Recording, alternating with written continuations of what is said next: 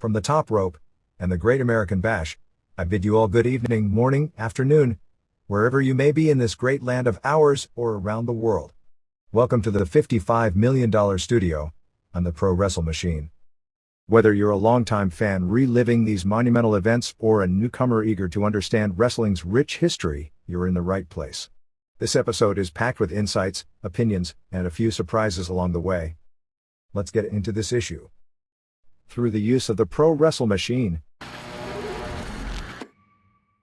November 1, 1999 Observer Newsletter. Mick Foley's autobiography becomes bestseller. WCW Halloween Havoc Review. By Dave Meltzer. The autobiography of Mankind wasn't supposed to be anything special. The idea was that Regan Books would take advantage of the WWF's popularity to mass-market quickie autobiographies on the company's three most popular wrestlers. Mankind barely made the cut, but they probably figured because his more than dozens and dozens of fans were so loyal they'd probably buy a book, behind the expected big sellers, Steve Austin and Rock. The books would be autobiographies actually penned by longtime wrestling magazine writer Lou Sahadi, this one entitled Have a Nice Day. A tale of blood and sweat socks, and would take the tack that pro wrestling was real and reveal things like that Cactus Jack was still upset about how Robert Fuller turned on him in Memphis more than a decade ago and what his favorite food was. As everyone knows by now, what turned out was something special. Aside from the embarrassing title, nothing remains from the original idea. The book, which will become the standard wrestling books will be judged by for decades, is already hovering in the bottom half of the top 10 best-selling books on Amazon.com in its first week, making it the first legitimate bestseller ever written on pro wrestling. Mick Foley, one of the few men in wrestling who would be embarrassed to have his name associated with a book he really didn't write and definitely wouldn't like, decided to write it himself. But there were a few problems. He wasn't computer literate. And while he knew how to type, at least with two fingers, his last typewriter broke 5 years earlier and it would be a hassle buying a new one and carrying it with him for 8 weeks on the road. Foley himself noted that the reports of him writing 14,000 words per day were exaggerated, although on one specific day, a series of flights from England to his home in Florida, he approached that number. But he estimated he hand-wrote about 4,000 words every day, while on the road, over a period of less than 8 weeks. Someone brilliant enough to write a compelling 503-page book in that short a period of time probably could learn to use a computer, but in its own way, it's probably more apropos it happened this way. The story of Mick Foley's life is that his pain becomes our pleasure. It's a part of his life that this book doesn't shy away from, and that he often questions. But in this case, probably the most valuable work he'll ever do. The pain was simply throbbing hand cramps from handwriting 760 pages, filling countless notebooks, with his remembrances of a sometimes very normal, but often very much not, life. Unlike what may be the end result of his vaunted career, the pain that produced this book will be temporary, and the result, the most honest story of a man in this business ever written, will be referred to for as long as even his Hell in the Cell match will be remembered. What's refreshing about the book is its candor in discussing the business and himself. Unlike what you'd expect from a book by a star in an ego-driven business, there was no attempt made to embellish his accomplishments.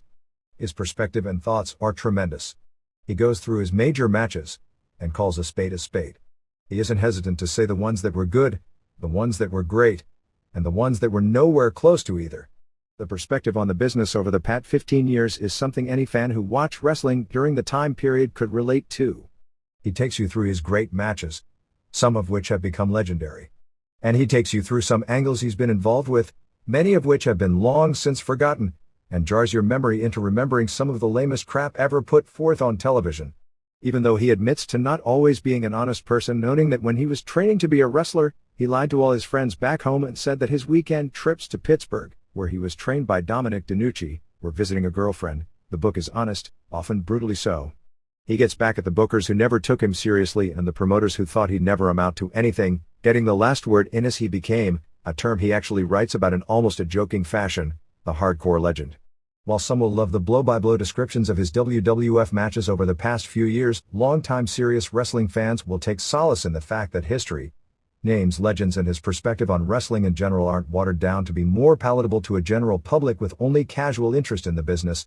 Unlike Beyond the Mat, the movie he's the star of that coincidentally was released one day later, which probably makes its message stronger to non-wrestling fans. This book, while it can be enjoyed because of its humor and candor by a non-fan, would, because of the depth of his perspective and detailed look at wrestling, without question, would be best appreciated by someone either working in the business or someone who has spent the past 10 years reading the Wrestling Observer. Perhaps the most fascinating writing in the book is his feelings on wrestling fans, in one specific weekend making a 180-degree change. Maybe the book was even more special to me. I saw virtually all of his crowning moments either on television, videotape, and a shockingly high percentage live, including being there and sharing his exact emotions, while at no point ever actually discussing them with him or knowing about them until this week, on that same weekend many years ago.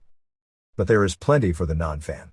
His recounting of his college years and his inability to close the deal with women would entertain anyone, and you certainly don't have to be a fan to be entertained by the way he describes his career, as you feel you're living through his training while sleeping in his car every Friday night to save money, and his start in territories like Memphis, Texas and Alabama raking his back for a few $100s a week.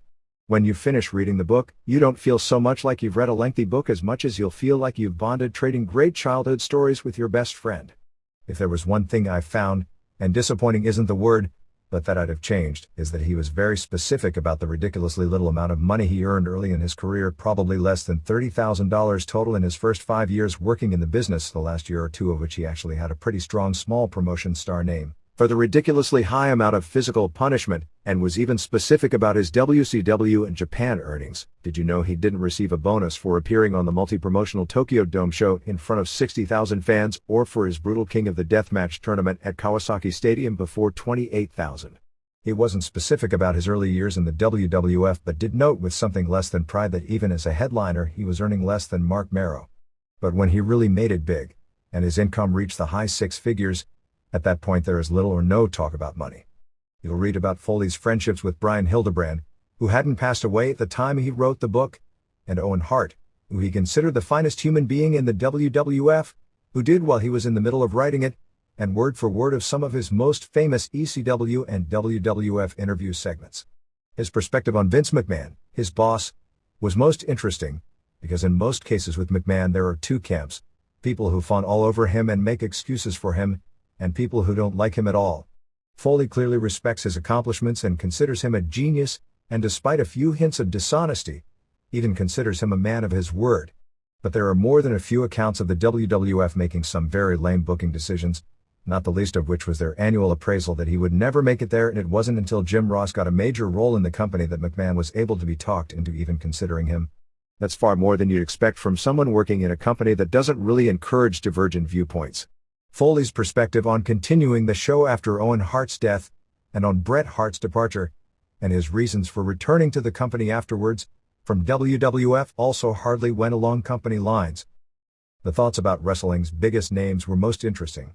You'll read about his personal respect for Ross as a wrestling announcer and as the person responsible for most of his career breaks, Steve Austin, who he first met while he was in training under Chris Adams, and of course his almost mentor-like figure, Terry Funk. You'll read about his feelings about Paul Heyman and ECW, and some surprising questions he wrestled in his own mind starting with his final days in ECW, through his entire WWF career, regarding fans. You'll almost empathize with him when, after his Hell in the Cell match at an autograph session, people were buzzing by him, telling him quickly that his match was the greatest one they had ever seen, while rushing past him for something more important, autographs from the talentless Sable. You'll feel for him as even after he'd made a huge name for himself, the nights he'd be on indie shows selling $5 Polaroids to limited response and overstaying his welcome, Dusty Rhodes and Ole Anderson as bookers, about going to Puerto Rico and having to shake hands with a native star, the same man who years earlier killed his idol Bruiser Brody, and his complete lack of respect for Mexican Idol Mil Mascaras. But most of all, you'll hear his thoughts about so many different aspects of the business. You'll probably agree with most of them, but even the ones you don't, will require you to question your own views on them. Other reviewers, the ones that would have no clue what he was talking about when he throws in a name like Satoru Sayama out of the blue, will probably focus on his detailed description of the night he lost his ear in Germany. But I wanted to almost cry being reminded of how the one person in the world who really saw the bright side of that dark experience and was, at the time, I wouldn't say happy about it, but certainly saw the upside from it, had the upside ripped away probably as violently as the ear itself by inept management who couldn't put together an angle that would draw if they were given an etch-a-sketch. Or they'll focus on the book's climax, the night he won the title from The Rock, where the details of his multitude of injuries and his 9 concussions. But for me, after all the pages reading about an amazing wrestling career, my lasting thought was the night he was in college with a girl he had a huge crush on, And suddenly, after holding hands the farthest he'd ever gotten with a girl by that time in his life and kissing her, she said, "Good night, Frank." In its own way, that may have been the most important moment up until that point in his life, because it, as you'll read, led to him doing a series of home movies, which included the videotaped roof dive that gave him a chance to train to be a wrestler. In the first of 3 cable network television bio specials on pro wrestling personalities, MSNBC ran its Headliners and Legends feature on Vince McMahon on October 22. The show, first scheduled for October 13th, then moved to October 20th before finally airing for the first time 2 nights later, precedes A&E bio scheduled for November 15th and November 16th on Steve Austin and Owen Hart, following the strong ratings A&E did for its Unreal History of Pro Wrestling, its Andre the Giant biography special and Wrestling the Shadows. The show itself can best be compared with the A&E history piece, right from its opening with the statement that McMahon took what was a dying sport into prominence. Like that statement, much of the history was borderline fabricated and in virtually every case poorly researched. Some of that would be understandable for the A&E special, since it was dealing with pre-1980 history, which there is little true recorded reporting on, and most of that history, like the ancient history taught in schools, are versions of the truth created by the winners. However, post-1980 pro wrestling history isn't that hard to research, and most of the key players are still alive and, with the changes in the industry, no longer shy about talking. In at least one case, which is a total embarrassment to the network and its news division, things were presented as wrestling history with full knowledge by the producers they weren't true. While it's actually a somewhat minor point to a non-wrestling fan, the fact it was done in that way was nothing short of a black eye to show. The show was largely based on interviews with Vince McMahon, with wife Linda by his side, who came across well in presenting his side of various issues, although his credibility was suspect as expected at times. In one statement he said was an unbelievable whopper. Burt Sugar as the wrestling historian whose statements ranged from good to really clueless at various points. Phil Mushnick of the New York Post and TV Guide as a McMahon adversary who was the only one of the main players on the show whose credibility held up, and Greg Fagan, also of TV Guide, to talk about his achievements within the world of television. The show talked about McMahon's history, from childhood through to the present, largely presenting a story that could best be described as vaguely accurate semi-fiction of the history of McMahon and wrestling, and doing a very strong job on the subject of the current product and the contradictions of its adult themes and being marketed to children. While no new points that haven't been beaten to death here and elsewhere were brought up in the final 15 minutes, that part of the show was the strongest, and fair to both sides. It was the one part of the story where it's clear the writers were not at all sympathetic to McMahon's side, but everyone involved was given a fair enough forum to get their viewpoints over. There's no point in getting into the stories about McMahon's childhood because his life story has changed so many times over the years, and whatever it really is has little to do with the current pro wrestling scene or the history of the game. There was no explanation given, although there probably is a good one, for what on the surface seems like the contradiction of someone who purportedly grew up in a small trailer park in Pinehurst, North Carolina, an upscale town noted for its championship golf courses, and was beaten with all sorts of tools by a series of evil stepfathers. His mother, who he wasn't close with, did marry several times, and the fact he attended a private military academy and as a teenager hung with his future wife at the tennis club. McMahon's entree into wrestling was again stated as being given the city of Bangor, Maine to promote by his father, with the idea that if he didn't make it he'd have to get a real job outside of wrestling, as an example of starting from the bottom with the idea that he'd fail rather than being the son of the boss groomed for the position from the start. This inference ignores that his father gave him the wrestling announcer position, dumping highly popular announcers Ray Morgan, who was almost a Gordon Soley Lance Russell local institution calling wrestling, and Bill Cardiel, from basically his start in the company. Shortly thereafter, in a highly publicized story, his father simply refused to send talent any longer to successful longtime Boston Gardens promoter Abe Ford and gave the promoting rights to one of the WWF's strongest arenas to his son. The piece claimed wrestling was dying when McMahon took control of the WWF, and while he did make it more lucrative than ever before, business was record-setting in 1983 in much of the country, the year before McMahon went national, with numerous territories setting box office records. That year, approximately 13 million fans attended live pro wrestling events in the United States and Canada, while more than double the figure for this year when the business is in many ways at its all-time peak, because there was far more major arena events running nightly around the country because of 20 full-time territories, most of which were doing strong business. Sugar then talked about how Gorgeous George with his flamboyance changed wrestling forever, and while it would be more accurate to say it was television that caused the changes, George was the most popular performer in the early days of television, and their contributions at that point went hand in hand. The story claimed pro wrestling hit a low in the 70s, which in some ways when judged against the popularity levels of today would be true, but most of the various regional companies were doing very profitable business during that period, particularly in the early 70s. In a new piece of history, the new story is that business had gotten so bad that Vince Sr. wanted to sell and get out of wrestling, and Vince Jr. bought it from his dad, with no mention made of his father's business partners. McMahon continued claiming that his father would never have sold him the business if he knew what his plans were regarding expansion, which is very unlikely given all the things that went on during 1983 and 1984 that Sr. was fully aware of in his behind-the-scenes role in the expansion. The fact is, Sr. had already expanded the WWF from its Northeast base and was regularly running shows in Los Angeles, and had raided Georgia Championship Wrestling, the company with the most national television exposure because of its 3 weekly hours on the Atlanta Superstation, of some of its top talent months before raiding and national expansion had become part of the vernacular of the business. In one of the most hilarious stories, Sugar, when explaining how McMahon expanded the WWF, talked about him coming into new cities against the existing promoters by buying television, advertising in the new market, and coming in with shows featuring all his major stars, all basically true, but then when listing the stars only gave one name: Antonino Rocca. Rocca, who was one of the biggest drawing cards in wrestling in the 50s, last wrestled for the old WWF in the early 60s, and died nearly 10 years before McMahon went national. Sugar also credited McMahon with the concept of taking television tapes and sending them from the markets they were taped into new markets and then running live shows in those markets, a concept in wrestling that dated back to the 50s, and by the time McMahon Jr. was even involved in wrestling, syndicating the same television show in numerous markets and splicing in localized house show interviews, known as specs, short for market-specific interviews, was a routine part of the majority of the wrestling territories. Then, in the most embarrassing statement of all, the script read that of the 20 regional wrestling companies in operation during the 70s, due to McMahon's expansions only a handful remained in 1984. While there were companies from the 70s, most notably Roy Shire's promotion in San Francisco, Mike LaBelle's in Los Angeles, Leroy McGurk's in Tulsa and Dick Murdoch's in Amarillo that were all out of business by 1984, McMahon's expansion had nothing to do with any of them going out of business, and they were long since gone before McMahon had taken control of Titan Sports.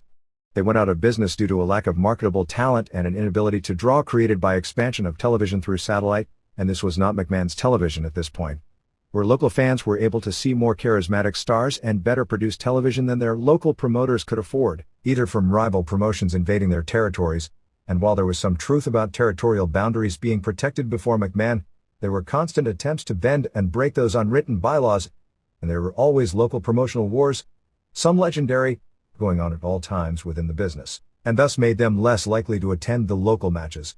Promotions were regularly being created and failing throughout wrestling's history for similar reasons. At the same time, after the mid-70s, some new companies that had huge success were created, most notable being Bill Watts' Mid-South Wrestling and Jerry Jarrett and Jerry Lawler's Championship Wrestling. Actually, in 1984, there were approximately 20 major regional wrestling companies in operation. The original plan on the show was to graphically illustrate the territories by airing a map of the United States and Canada, showing geographical breakdowns of how pro wrestling had changed, using the years 1975 and 1984. MSNBC came to me to graphically give territories and boundaries from both those years with the idea of showing the mass difference. When they found out the breakdown for 1984 contained far more than a handful of operational territories, instead of changing the script, the decision was made not to air the maps as graphics and ignore that the point wasn't true. The story noted early 80s rock superstar Cyndi Lauper's involvement in wrestling, bringing a new kind of fan, and her appearance, arranged by her manager David Wolf and Vince McMahon, the trademarked rock and wrestling connection, was a hugely successful marketing campaign.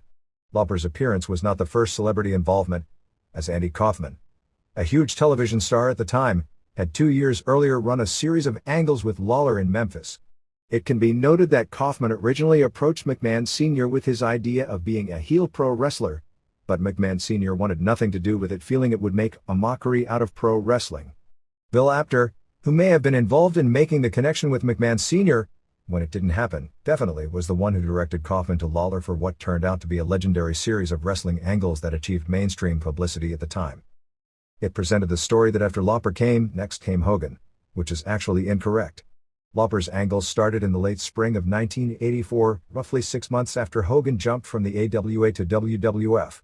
Hogan, who everyone interviewed listed as the key player in the early success of the WWF, was called by McMahon a guy whose career was dying on the vine in Minnesota when he signed him. The reality was that Hogan had been the biggest drawing card in U.S. wrestling for the previous 2 years as the top star for Vern Gagne's AWA. Many credit his appearance in Rocky III for being the catalyst of his huge drawing power, and while the movie helped as far as giving him attention from the media, Hogan's unique at the time size and muscularity was such that he already established himself in the Midwest as a huge box office draw before the movie was released, plus being a huge star with New Japan Pro Wrestling before McMahon rated him. Hogan was already probably, along with Andre the Giant, Ric Flair, and Bob Backlund, one of the top 4 money-earning performers in the game before ever going to the WWF, where his income quickly skyrocketed, and his schedule working for Gagne was far easier than the other 3 in his income bracket. They then stated how McMahon Jr. made superstars out of Andre, who was a huge drawing card internationally and one of the most well-known athletes in the world by the mid-70s, Sergeant Slaughter, whose babyface turn and popularity peak were under McMahon's watch, and Jesse Ventura, who actually achieved far more fame as a wrestler working for the AWA than his tenure with the WWF, but his greatest national fame was as a WWF television announcer. They then talked about the original WrestleMania in 1985, how it was a make-or-break night for the company. It is true that if WrestleMania had bombed, it could have ruined the McMahons as they risked everything they had on the show, and it was a huge gamble at the time. Even a week before the event, with a lot of poor advances at the closed circuit locations, with several dozen being canceled just days ahead of time, and the show looked like it would be a failure. Linda joked on the show that they had hawked almost everything they owned, saying they had even hawked Shane, not Stephanie. A tremendous job of last week publicity combined with the huge television appeal of Mr. T, who teamed with Hogan in the main event against Roddy Piper and Paul Orndorff, led to very strong walk-up business in most, but not all the buildings that weren't canceled, and in hindsight it has to be considered a huge success. It was, as presented, a huge gamble that paid off big, and that show established the WWF as the national wrestling leader on a night that could have just as easily spelled the end of the promotion. The show claimed the show drew 1 million fans in 200 closed-circuit locations. Real numbers were 400,000 fans in 133 locations. Next up was Saturday night's main event, fairly regular late-night NBC specials that drew some remarkable ratings, even in weaker time slots, drawing numbers far greater than Raw and Nitro combined do now on Mondays, and the McMahon Connection with Dick Ebersol. Fagan must have thought SNME aired on MTV, since he talked about how wrestling was airing in a slot that was normally reserved for music videos. It actually was a monthly or bi-monthly replacement for Saturday Night Live, and thus attracted more fans of pop music to wrestling. It then noted the success of WrestleMania 3. Next brought up was the 1989 admission by Titan Sports in an attempt to get wrestling deregulated in New Jersey that it was fake. McMahon stated that the states that did regulate wrestling really didn't anyway is largely true, although there were exceptions. In some states, it was illegal to blade. At that point that didn't affect WWF, which almost never used the blade and had officials testify in many states against companies that did, calling such tactics primitive and barbaric, but was a factor in the rival NWA, which used blood frequently to compete by drawing the more hardcore type fans, and a few commissions enforced that law in 2 states even would stop matches at the first sign of blood. In histories, it's rarely noted that the New Jersey admission, designed to get wrestling away from a huge pay-per-view tax on events that emanated from the state, was a failure in achieving its goal, and its sole purpose was to rid itself of a tax and not designed to change the product, how they did business or how they were viewed by the media. In fact, several WWF wrestlers in the wake of the publicity stemming from the admission went on national media shows saying that the admission match outcomes and storylines were predetermined was the story that was fake, saying it was just something the company decided to say to get out of paying steep athletic taxes.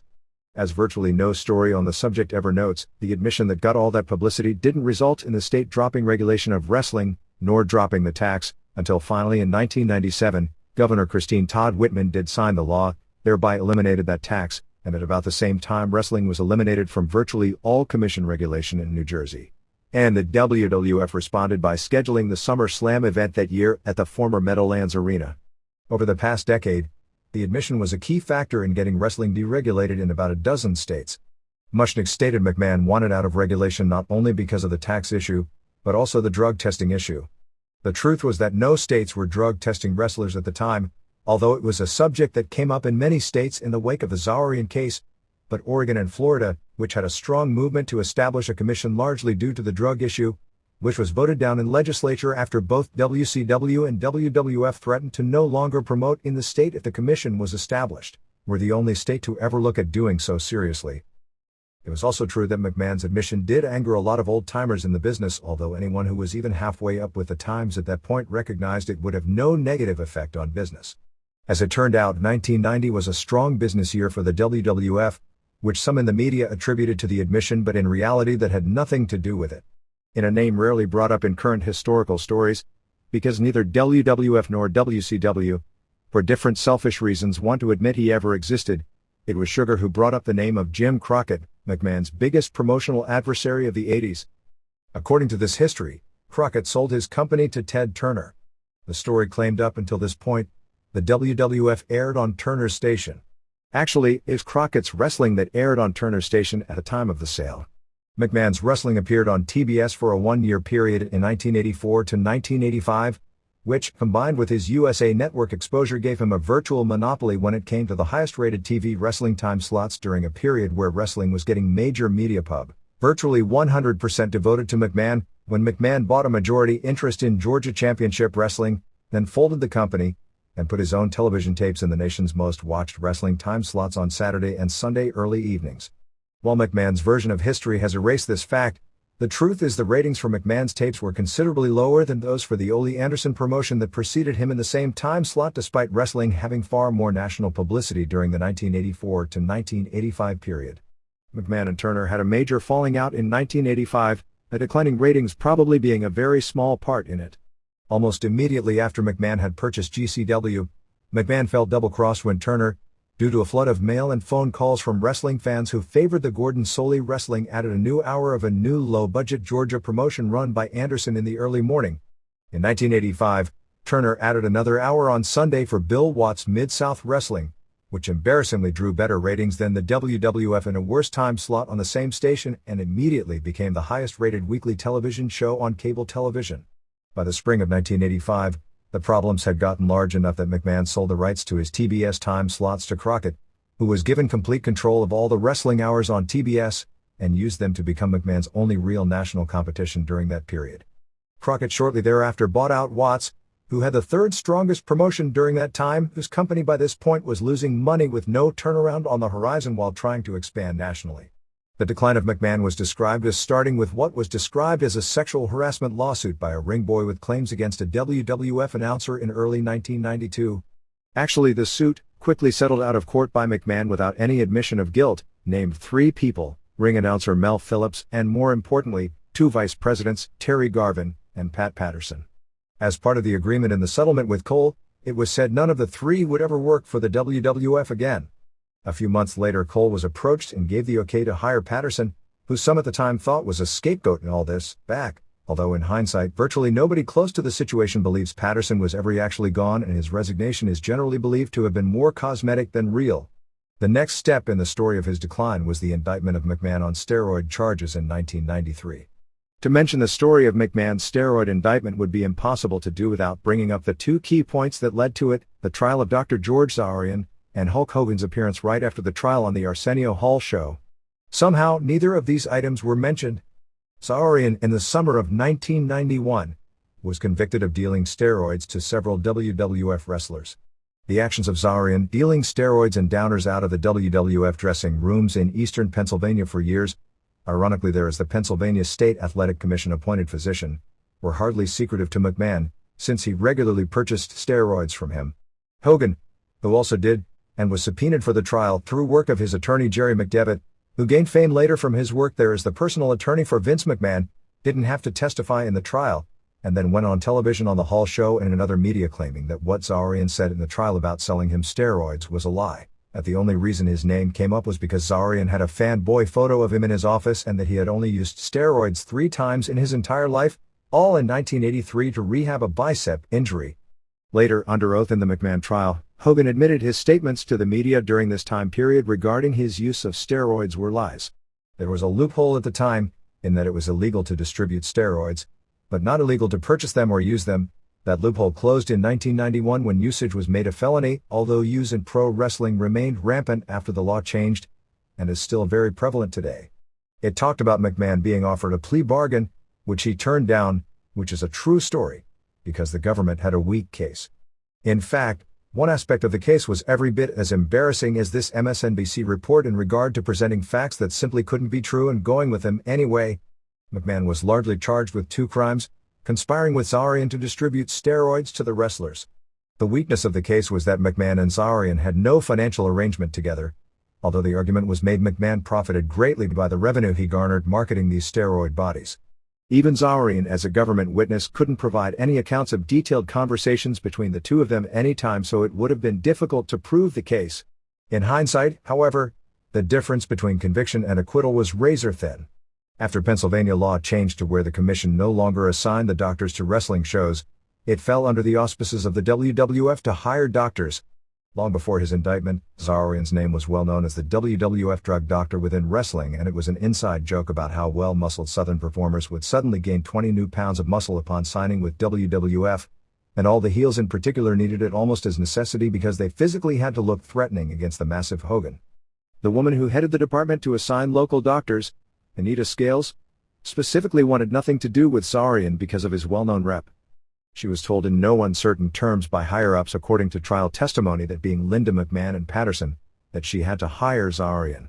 This was actually the government's strongest evidence for conspiracy, but the knot couldn't be tied because Linda McMahon, at a business function, was tipped off by people in the Pennsylvania government that Zarian was hot, and the WWF immediately broke all ties with him, canceling his bookings and, technically, never hired him on their own. If the WWF had hired Zarian, who they knew was a drug doctor, as opposed to, of all people, a government agency sending Zarian to them, and the company had they hired him would have been in deep shit because they knew exactly what he was being, that McMahon himself was a client and the drugs were being dealt in their own dressing rooms. That may very well have been, in fact probably would have been, strong enough evidence for a conviction.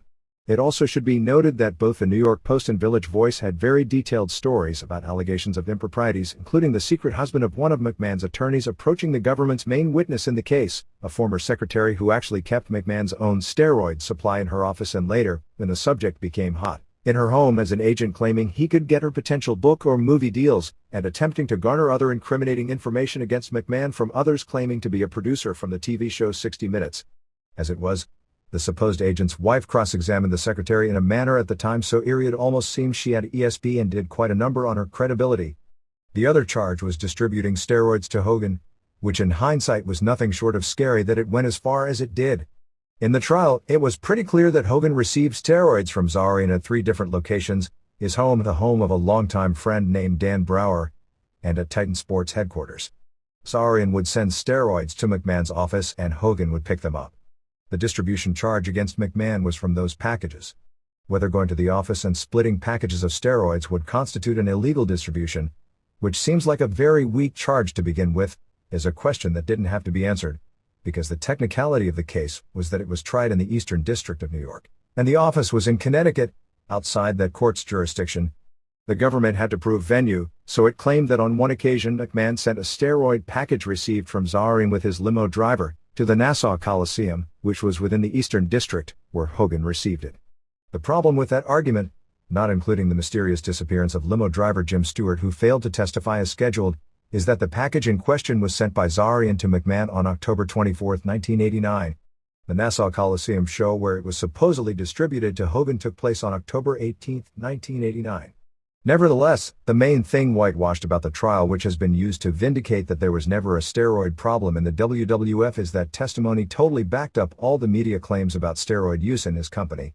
Hogan testified that maybe more than 75 to 80% of the WWF wrestlers were doing steroids, and Jim Hellwig pegged the figure at 90%. The New History of Wrestling claimed with the trial over, Ted Turner took advantage of his beaten down foe to immediately rate him of all his top talent. Of course, the truth hardly backs that up either, and McMahon's complaints about losing talent whose contracts had expired, except in the case of Lex Luger, where apparently McMahon had breached his contract in some form which allowed him to claim free agency, are silly when put in context. It's the same person who did the same thing a decade earlier to all the regional promoters signing up their top stars, while they all complained publicly, despite not having locked the performers up in most cases with contracts, in many cases long after it was clear how the game had changed. The biggest supposed raid, Hogan, wasn't even a raid at all. Hogan quit the WWF in July 1993 when McMahon wanted to move him down from the top position.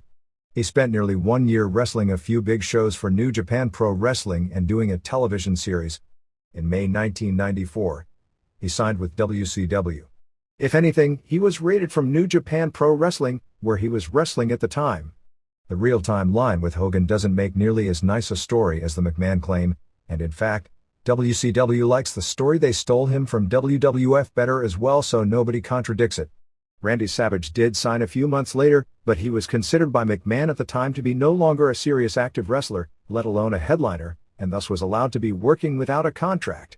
Savage at the time was virtually retired by McMahon as an active performer, working mainly as a goodwill ambassador for the company and as a television color commentator, a job he wasn't very good at, when Bischoff, at the urging of Hogan, made an offer to revive his career in a headline spot. Luger, in 1995, was also not a WWF headliner, as he was working as part of a mid-card tag team called the Allied Powers, after failing when given the biggest marketing push up to that point in time in company history. Kevin Nash and Scott Hall absolutely were WWF headliners when they jumped, but that didn't take place until the spring of 1996, a full 2 years after the trial was over and had absolutely nothing to do with any trial. Roddy Piper, who came even later that year, also hadn't worked in the ring for the WWF except on very rare occasions in years and only made sporadic television appearances. After talking about the debut of Nitro and its success, crediting it to Turner, and not Bischoff, whose name was also never mentioned except with one quote from him about McMahon taking the product in the gutter because he was losing so badly in the ratings, the story continued with McMahon on the ropes. He changed his product. It talked about the current product. This final 15 minutes of the show were very good. MSNBC even noted that some of what they would air was questionable material, with the claim he turned to upping the racial, violent and sexual material. They gave him credit for this new direction of the business, never once mentioning the basic idea really came from Paul Heyman, and at least the violent aspects of what Heyman did were popularized years earlier by FMW in Japan. Even those who were partial to him earlier in the piece like Fagan were unnerved at the current product of the WWF and how it's marketed to children. McMahon himself didn't even disagree when presenting his viewpoint, saying he felt the product. It wasn't pointed out that he probably based on previous statements and virtually everything he said here was the same basic answers he's given to the same questions for the past year, meant Raw and not the WWF product itself, wasn't appropriate for those 11 and under. However, this part of the show also saw McMahon tell an incredibly transparent whopper, with his claim that the most risque characters, noting Val Venus and Godfather in particular, are rarely allowed to appear on television before 10 p.m. Even the slightest bit of research would have exposed that statement, but the story let it stand as a valid argument that there is at least some concern exercised. The whole 10 p.m. argument is so bogus to begin with for reasons clear to anyone who reads this publication. I think there are two things pretty clear right now. Wrestling's ratings are fueled by raunch, and nobody, not wrestling promoters, not sponsors, and not television stations, are going to do a thing when it comes to tampering with aspects of the problems that mean ratings, unless there is a gun put to their head. The story talked about the death of Owen Hart, and then finished largely with McMahon talking about an end justifies the means philosophy. The new WCW direction became even more apparent with the Halloween Havoc pay-per-view show on October 24th from the MGM Grand Garden Arena in Las Vegas. The direction is throwing a lot of angles and surprises at the fans with a lot of last-minute card changes, and concentrate a lot less on bell-to-bell or natural logical progression. For example, in the finishes, it seems more important to surprise fans with the results. Brad Armstrong over Berlin is the best example, but also Lex Luger over Bret Hart, although there was at least an argument about logic to that one, even if the reason fans would expect the loser to win was because it would make more logical progression based on who is getting the immediate push. The pushing of Vince Russo and Ed Ferrara, although to their credit, they pushed the idea of themselves. The new hotshot writers who came from the WWF seems to be the going phrase, more than their names, was evident throughout the show.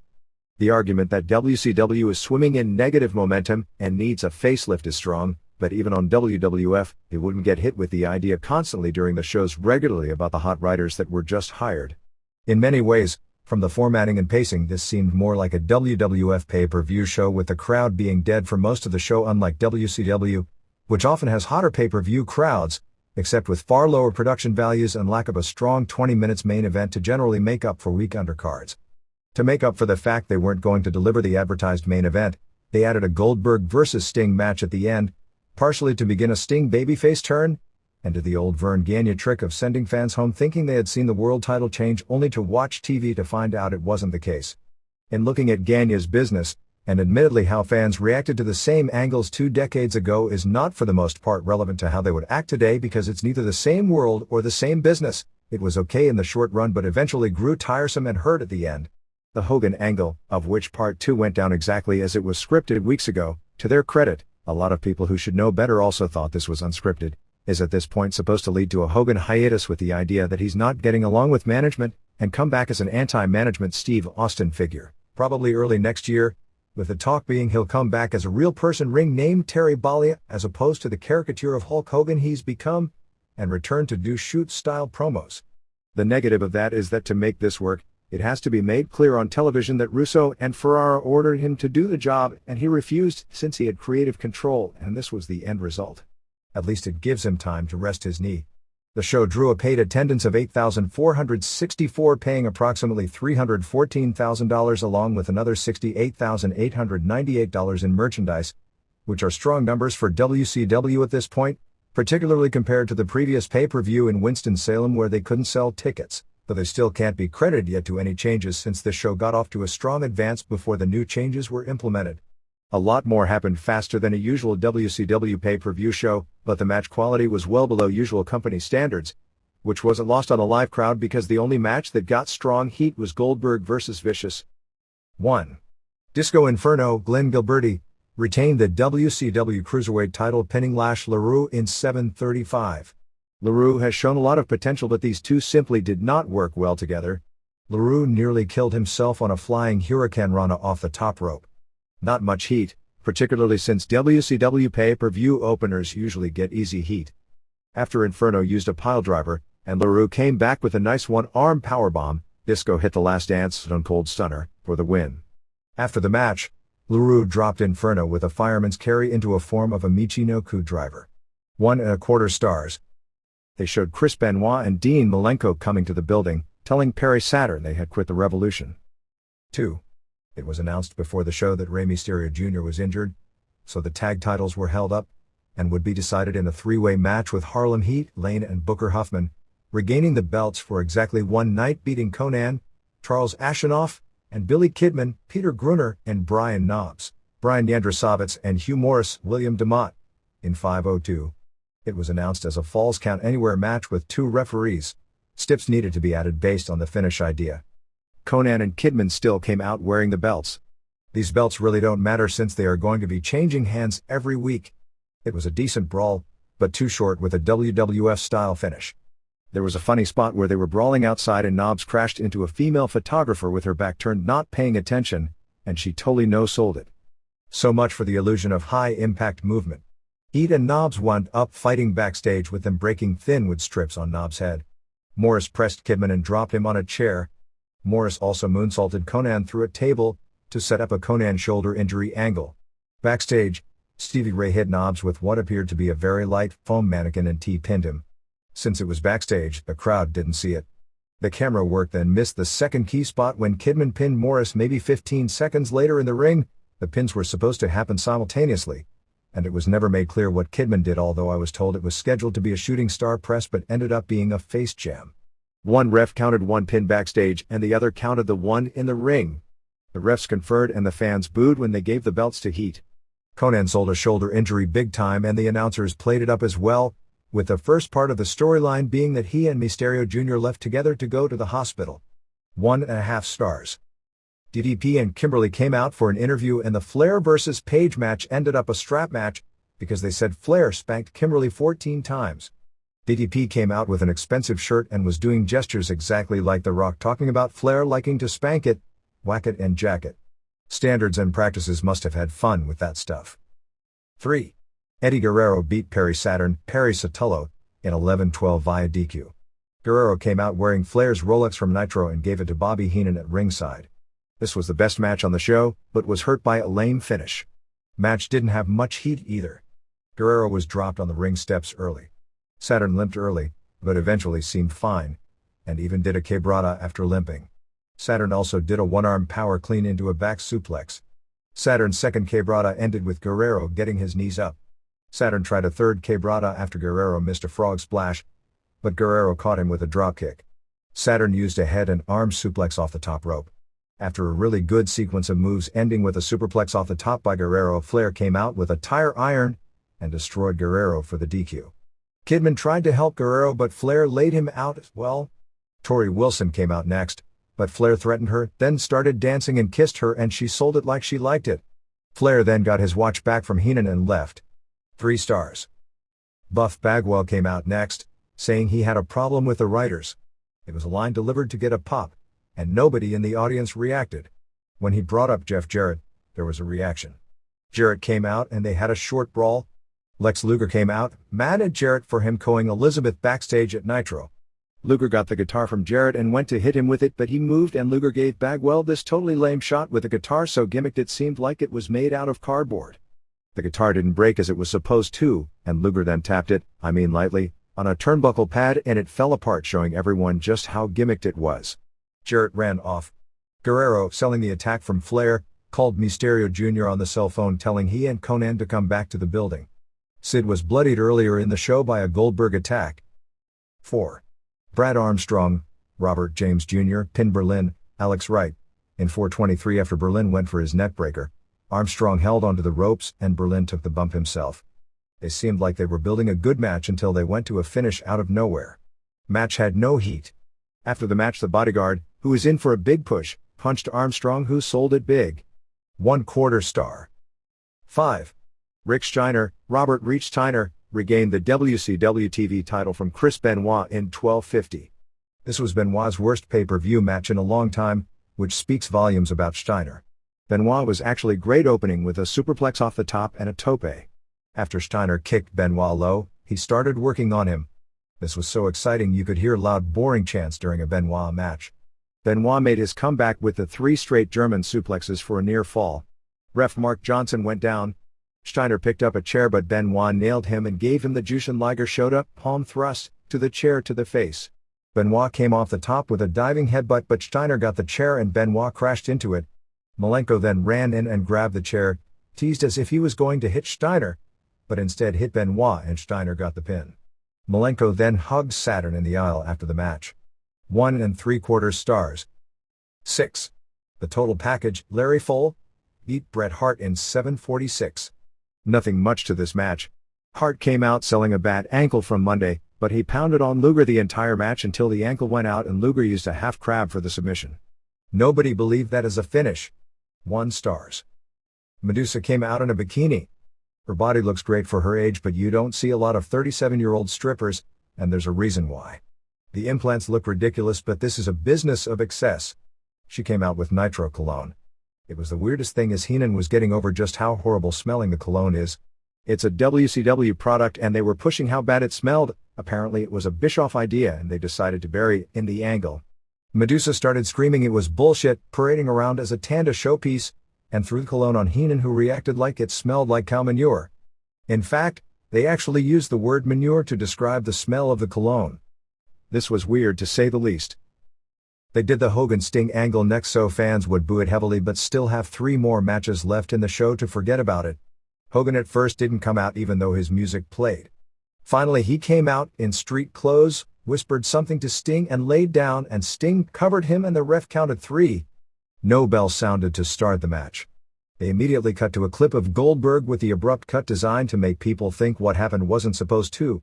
The idea as this was designed would be Sting's later agreeing to wrestle after this fiasco showed he was a babyface all along and a fighting champion.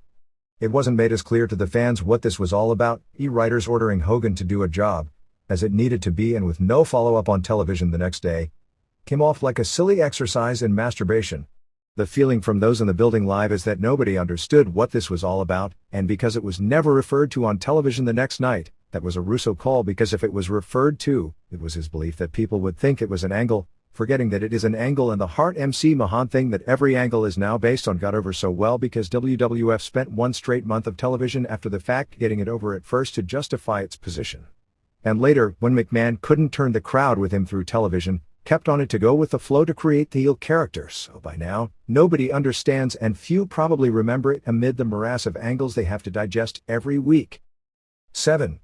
Bill Goldberg beat Sid Vicious, Sid Audi, to win the US title, also a one-night title reign, in 7-11. Vicious came out all bloody. Scott Hall and Kevin Nash jumped Goldberg before the match. Match had a ton of heat, the only match that could make that distinction. Sid bled heavily, and mainly took punishment, but would never quit. The announcers really played up Sid's guts and toughness until finally Mickey J stopped the match. They gave Goldberg the belt. Who knows what the rules are regarding matches stopped on blood and titles changing hands nowadays, since rules change as they go along. Goldberg also acted like he didn't want the belt, but eventually took it. Rick Steiner helped Sid to the back, but he turned around and wanted more. The announcers did a great job with this match. 2.5 stars. 8. Diamond Dallas Page, Paige Falkenberg, beat Ric Flair, Richard Fliehr, in 12:49 of a strap match. This turned out to be a lot more heated outside the ring. Flair was really upset all week with the plan to retire him and end his career, although he was told there would be another comeback early next year, with this match, and against Page of all people. This also blows the Flair-Benoit planned program. Anyway, the company had to make a deal with standards and practices over the Sid match because of showing the blood so graphically on the show, since it needed to be seen to justify the stoppage. That was supposed to be the only blood on the show. Flair bladed, and wound up bleeding far more than Sid, making the Sid stoppage make no sense since there was no stoppage here, not to mention freaking out the guy from standards and practices. To the fans, this was a strap match with very disappointing heat. It wasn't any good, although they did whip each other hard with the straps. The only real pops were the crotch shots and the figure four. The finish saw Page choke Flair out with the strap and give him the diamond cutter. Ref Charles Robinson held up his count at 2. The bell rang anyway and it was announced as a pinfall. Please don't ask me why. Page then laid out Robinson with a diamond cutter and continued to choke Flair with the belt. David Flair showed up with a crowbar to make the save, but he was beaten up by Kimberly. Remember what that did for Mark Merrow's wrestling career. Page got the crowbar and destroyed Flair even more, finishing with a low blow with the crowbar. Flair was carried out on a stretcher. Backstage, the filthy animals all jumped a helpless Flair and a hopeless David, threw him in the back of an ambulance and drove away in the ambulance. It was funny seeing Conan, arm in a sling, attacking Flair with the arm in the sling. 1 star. 9. In the height of what appeared to be disorganization, Goldberg pinned Sting, Steve Borden, and was given the WCW heavyweight title in 3:08. No ref showed up and Sting seemed visibly upset by the lack of organization backstage. Finally, Robinson, who was beaten up the previous match by Page, came out showing no signs of battle weariness nor even with a hair out of place. Tony Schiavone then announced this as a non-title match. The show was already running long by this point, so they had to rush and didn't have time to do much.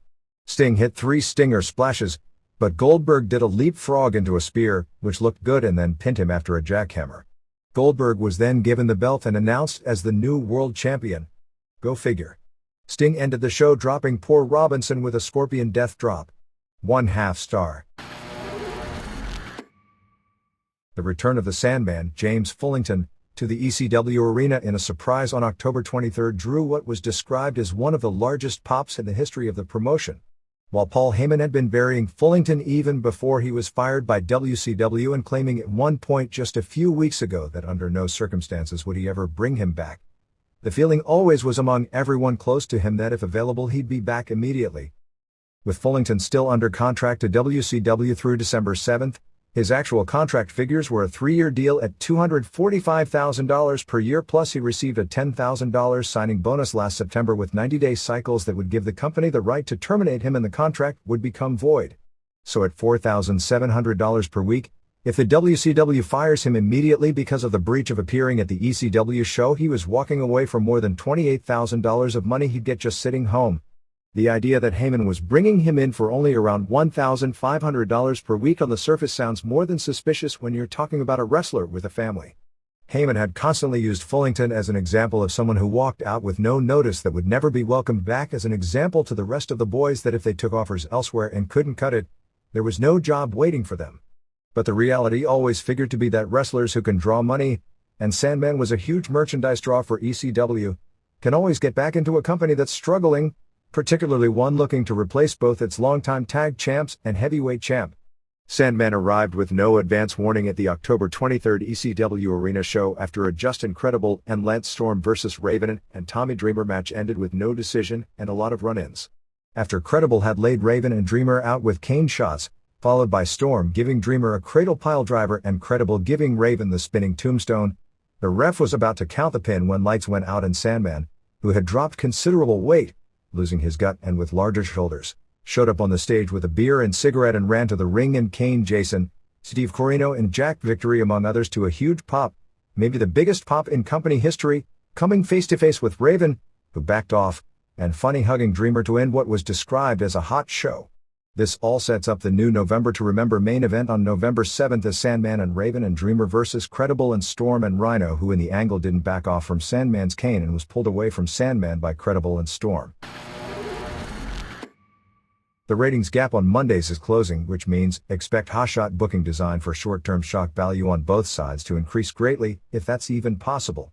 For October 25th, Raw broke new ground with race baiting two rednecks in a bar scene calling Farouk Darky several times and Boy leading to a pretty good bar fight scene, drew a 5.58 rating, 5.54 first hour, 5.62 seconds hour, and an 8.2 share. Nitro was up to a 3.51 rating, 3.99 first hour, 3.34 seconds hour, 3.24 third hour, and a 5.2 share. Monday Night Football did a 12.52 rating and 20.8 share. For the head-to-head 2 hours and 6 minutes it was Raw with a 5.52 rating to Nitro's 3.29. Probably the most significant stat of all is that Raw's rating didn't increase from last week, where it was well below its average over the past few months, which could be explained by both the Yankees and the playoffs on Fox and New York Giants on ABC being in important games on network television. This week, the only explanation is that Nitro is starting to close the gap. Raw's doubling Nitro head-to-head was down to a 45-minute period in the 2+ hours. The strongest ratings segment for WWF was a 6.19 rating for the Chyna and D'Lo Brown vs. Chris Jericho and transvestite Stevie Richards match, going head-up with a 2.70 for Nitro's Bagwell interview. The doubling continued with a 5.89 for the Mankind vs. Triple H title match, going against a 2.92 for Benoit vs. Malenko. The other doubling segment was Bubba Ray Dudley vs. Kane, 5.55, beating Harlem Heat vs. Conan and Kidman tag title change, 2.35. In the main event battle, it was Rockin' Austin vs. Outlaws, drawing a 5.66 final quarter and a 5.55 overrun, which, since Raw went longer than Nitro, was probably closer to a 5.4 head-to-head, beating Nitro's Hart vs. Goldberg US title change, which did a 3.68 final quarter and a 3.71 overrun, which was the peak head-to-head rating for WCW. WCW also had a strong segment early with a 3.54 for the Medusa vs. Meng match, again showing the drawing power of women wearing little clothing. The other segment, involving apparent stripper types, with the Hall and Nash vs. Strippers match, saw the rating slightly rise from the 3.50 for DDP vs. David Flair, who for whatever reason generally does strong quarter hours, although there was a lot of Kimberly in that segment, to the 3.68 for the Hall and Nash match. The other weekend ratings saw Livewire at 1.5, Superstars at 1.8 and Sunday Night Heat for a show with a full slate of first-run matches at 3.45.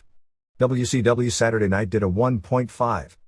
For the October 21st battle, SmackDown set its all-time record audience with a 4.83 rating, making it the first time in history that SmackDown actually had more viewers than Raw. SmackDown may have finished as high as third in its time slot among network programming with that number. Thunder remained in the toilet for a taped show which included a Match of the Year candidate that nobody saw, doing a 1.89 rating. ECW slightly increased from its record rating from the previous week, doing a 1.20 on October 22nd with a 2.1 share.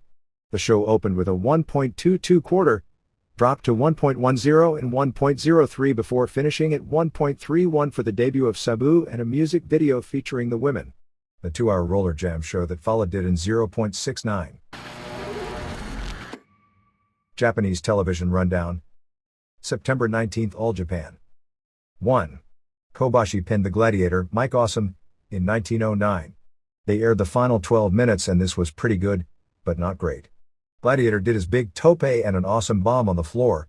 However, while beating on Kobashi, he lost momentum because his clubbing punches looked pretty bad. He then did a lengthy camel clutch. Kobashi got near falls down the stretch with a dragon sleeper and moonsault. Awesome hit a spear when Kobashi went for a lariat.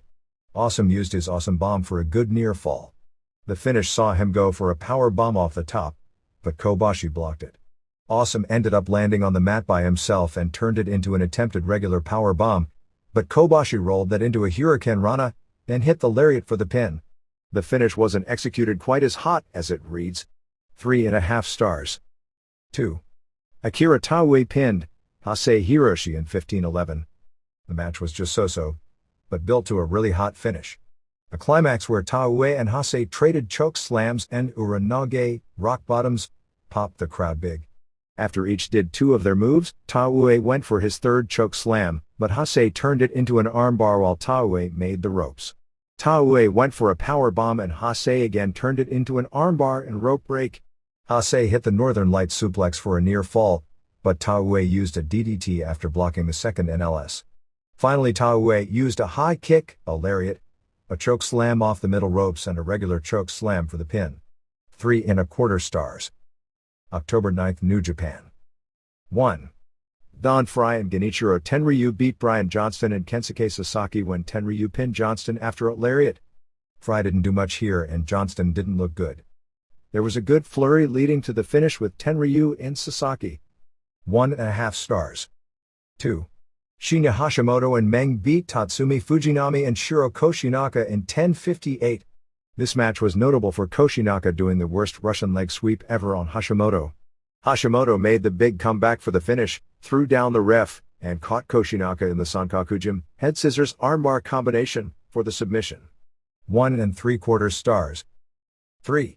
Yuji Nagata and Manabu Nakanishi beat Hiroyoshi Tenzan and Satoshi Kojima in the match to determine which team faced Keiji Muto and Scott Norton in the tag tournament finals. Really good. Nakanishi didn't look bad and the other 3 are very good and the crowd was into it. At one point Nagata got a face lock on Tenzan while Nakanishi racked Kojima, but Kojima escaped the rack and used the Kojima cutter, diamond cutter, on Nakanishi and saved Tenzan. Nagata eventually pinned Tenzan after an Enzui Jiri and bridging back suplex in 13:42. 3.5 stars. 4. Muto and Norton won the Super Grade Tag Team tourney beating Nagata and Nakanishi in 21:32. A hot match, luckily since Norton was almost never in. Of course Muto and Nagata were great working with each other. At one point Nagata got the face lock on Norton while Nakanishi racked Muto. Muto got out of the rack and made the save. The other guys were so good down the stretch even Norton couldn't screw it up. Muto made the comeback doing his regular spots, the missile drop kick to the knee and the figure 4. Nakanishi racked Muto but Norton saved. Finish saw Muto get the armbar in the middle on Nakanishi. 3.75 stars. October 16th, New Japan. This was a 90-minute special covering the October 11th Tokyo Dome show. At least it was a huge improvement over Jingu Stadium. 1. They aired the main event first, where Naoya Ogawa retained the NWA title beating Hashimoto in 13:10. This was worked to look like a shoot. Antonio Inoki was the ring announcer. Ogawa came out to the traditional NWA title theme song music that people like Harley Race and Ric Flair used in the 80s and Japan. The fans went wild, particularly for Hashimoto's kicks, and his facial expressions were unbelievable. Ogawa didn't have much charisma as a traditional pro wrestler, but with his size, background and tremendous job of marketing him plus his development of some great fire, people believe he's real. It was interesting because the crowd went crazy whenever Hashimoto would make comebacks with kicks, but nobody believed in Hashimoto when he clamped on a heel hold on the ground. Hashimoto threw 2 back suplexes that got huge pops. When both were standing up, Ogawa kept taking him down with his trademark SDO, a judo takedown. As the story went, as the match got longer, Ogawa kept his stamina and Hashimoto lost his stamina, but not his desire, and kept getting picked apart. Ogawa was brutalizing Hashimoto at the end when Inoki ran in and hit Ogawa and told him to stop and ordered the match stopped. The fans really didn't react badly to the finish. I didn't hear any booing and it seemed they accepted that Hashimoto was getting creamed badly and it was the humane thing to do even without the pinfall or submission at the end. Inoki and Hashimoto hugged in mid-ring and Hashimoto then collapsed and had to be helped backstage. It wasn't a traditional great wrestling match, but it was great for what they needed to do to keep the feud alive.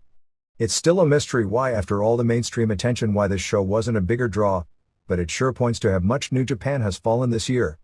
3.5 stars. 2. Liger regained the IWGP Junior title from Kendo Kashin in 1608 using a brainbuster off the top rope. This was a good wrestling match by normal standards, but a disappointment by standards of an IWGP Junior title match. Liger seems to have physically been taken down by injuries at this point to where even his great sense of how to build a match has a hard time compensating for it. 2 3/4 stars. 3. Kimo beat Yuji Nagata in 3:54 with a choke in the middle after Nagata turned, being pounded from the mount position. Nagata did a tremendous job in carrying Kimo in his first pro match. It's funny, because you think of Kimo as this huge powerhouse, but he's actually a physically smaller man than Nagata, who is considered a small heavyweight in pro wrestling. Kimo, with the physique, face and tattoos and the gimmick of carrying the cross into the ring, has a great look for a pro wrestler. In a work shoot, he was effective but only because Nagata was good. Nagata launched him once with one of his suplexes, and it was a give-and-take exciting match with the fans popping for everything they did before Kimo went over. 2 1/4 stars. 4. Muto beat Nakanishi in 20 minutes to retain the IWGP Heavyweight title. Even with bad knees and an even worse opponent, Muto proved himself to be one of the top workers around. This was a hell of a match. It was mainly built around the one thing Nakanishi can do, the torture rack. He'd continually get Muto up there and Muto would continually find a way out. Due to injuries limiting his flying moves, Muto now concentrates on spots building to armbars, but since the people believe in the move, it works. Fans believed Nakanishi could win the title, which also helped, as they popped for his racks every time, and there was a big pop when he hit a German suplex as fans believed it could have been the finish. At one point Nakanishi racked Muto, who then maneuvered from that position into a choke, but Nakanishi broke the choke with a back suplex in a real good sequence. At another point, Nakanishi racked Muto and dropped him over the top rope to the floor in a hit of pescado, which looked good considering Nakanishi is blown up to about 270 pounds. Nakanishi at the finish hit 4 spears and went for another rack, but this time Muto maneuvered it into the armbar for the submission. 3 3/4 stars. Mexico. Aaron Alvarado Nieves, who wrestles as Brazo Cibernetico, one of about a dozen wrestling brothers in the famous family, was in grave condition at last report, suffering from pancreatic failure. Alvarado Nieves, 30, was rushed to a Mexico City hospital at 7 p.m. Saturday night. Alvarado Nieves was also well known earlier in his career as part of a high-flying trio going by the ring name of Robin Hood. The situation with Felino got hairy as Antonio Pena threatened to sue EMLL if they were to have used him this past weekend. EMLL and Felino called his bluff by working his scheduled shots, returning on October 22 at Arena Mexico. Pena backed off on his threat after claiming that he owns the character because he created him. The deal with all this is that when Pena was the booker for EMLL, he created all these characters, many of whom got over huge when television hit Mexico City in the early 90s. Mexico City was probably the hottest wrestling market in the world when there was no television allowed in for fear it would kill the golden goose. Finally Pena got network TV for EMLL, which only made things hotter and created a slew of new TV-created stars. This is the point that Conan and Vampiro hit it big. Pena then quit EMLL and formed AAA with the help of Televisa, the network, and the war began, which continues to this day, with both sides having network Sunday morning television. Felino was one of the characters Pena created, but Felino had used the name in EMLL for the past nearly 10 years around the world. When Felino joined AAA, Pena wanted him to sign the rights to the name over to him as the creator, and he refused, which is why their relationship fell apart. Pena also booked Felino for shows on October 24 in Monterrey and October 25 in Nuevo Laredo and claimed he would get Felino suspended if he misses the shots, which he did. Latin Lover beat Cobarde to win the Mexican national heavyweight title on October 19 in Ciudad Acuna in 2 straight falls.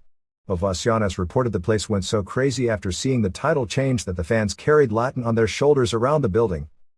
Brazo de Oro, the older brother of Brazo Cibernetico, just hours after he had heard the news about his brother, still worked his scheduled main event on October 24 at Mexico City Arena Coliseo and dropped the Distrito Federal heavyweight title to Violencia. In a really weird match in Tijuana, Halloween, WCW former Cyclope beat Super Parka in a hair versus hair match. The deal is, both of these guys are masked men and they retained their mask, so they covered up Parka's face while shaving his head, and then allowed him to put back on his mask.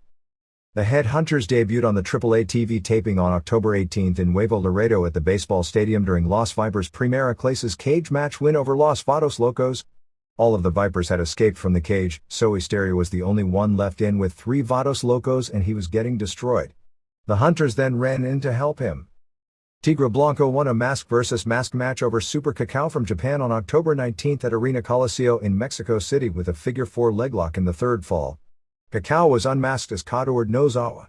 The match was completely scientific and the fans gave both men a big ovation at the finish. The October 22nd Arena Mexico show drew a very small crowd with a three-way trios match on top with Brazo de Plata and Tarzan Boy and Emilio Charles Jr. winning over Apollo Dantes and Mascara Ano 2000 and Universo 2000 and Villano Tercero and Pierroth Jr. and Fuerza Guerrera. Bombero Infernal won the IWRGIC middleweight title over Mr. Mexico, October 24th TV taping in Naucalpan. All Japan. Kenta Kobashi and Jun Akiyama won the PWF and International Tag titles from Mitsuharu Misawa and Yoshinari Ogawa in 27-25 on October 23 in Nagoya before 6,000 fans when Kobashi pinned Misawa with the Burning Hammer, which is a torture rack dropped into a Death Valley driver. It was said to have been an outstanding match and one report we got called it a Match of the Year candidate.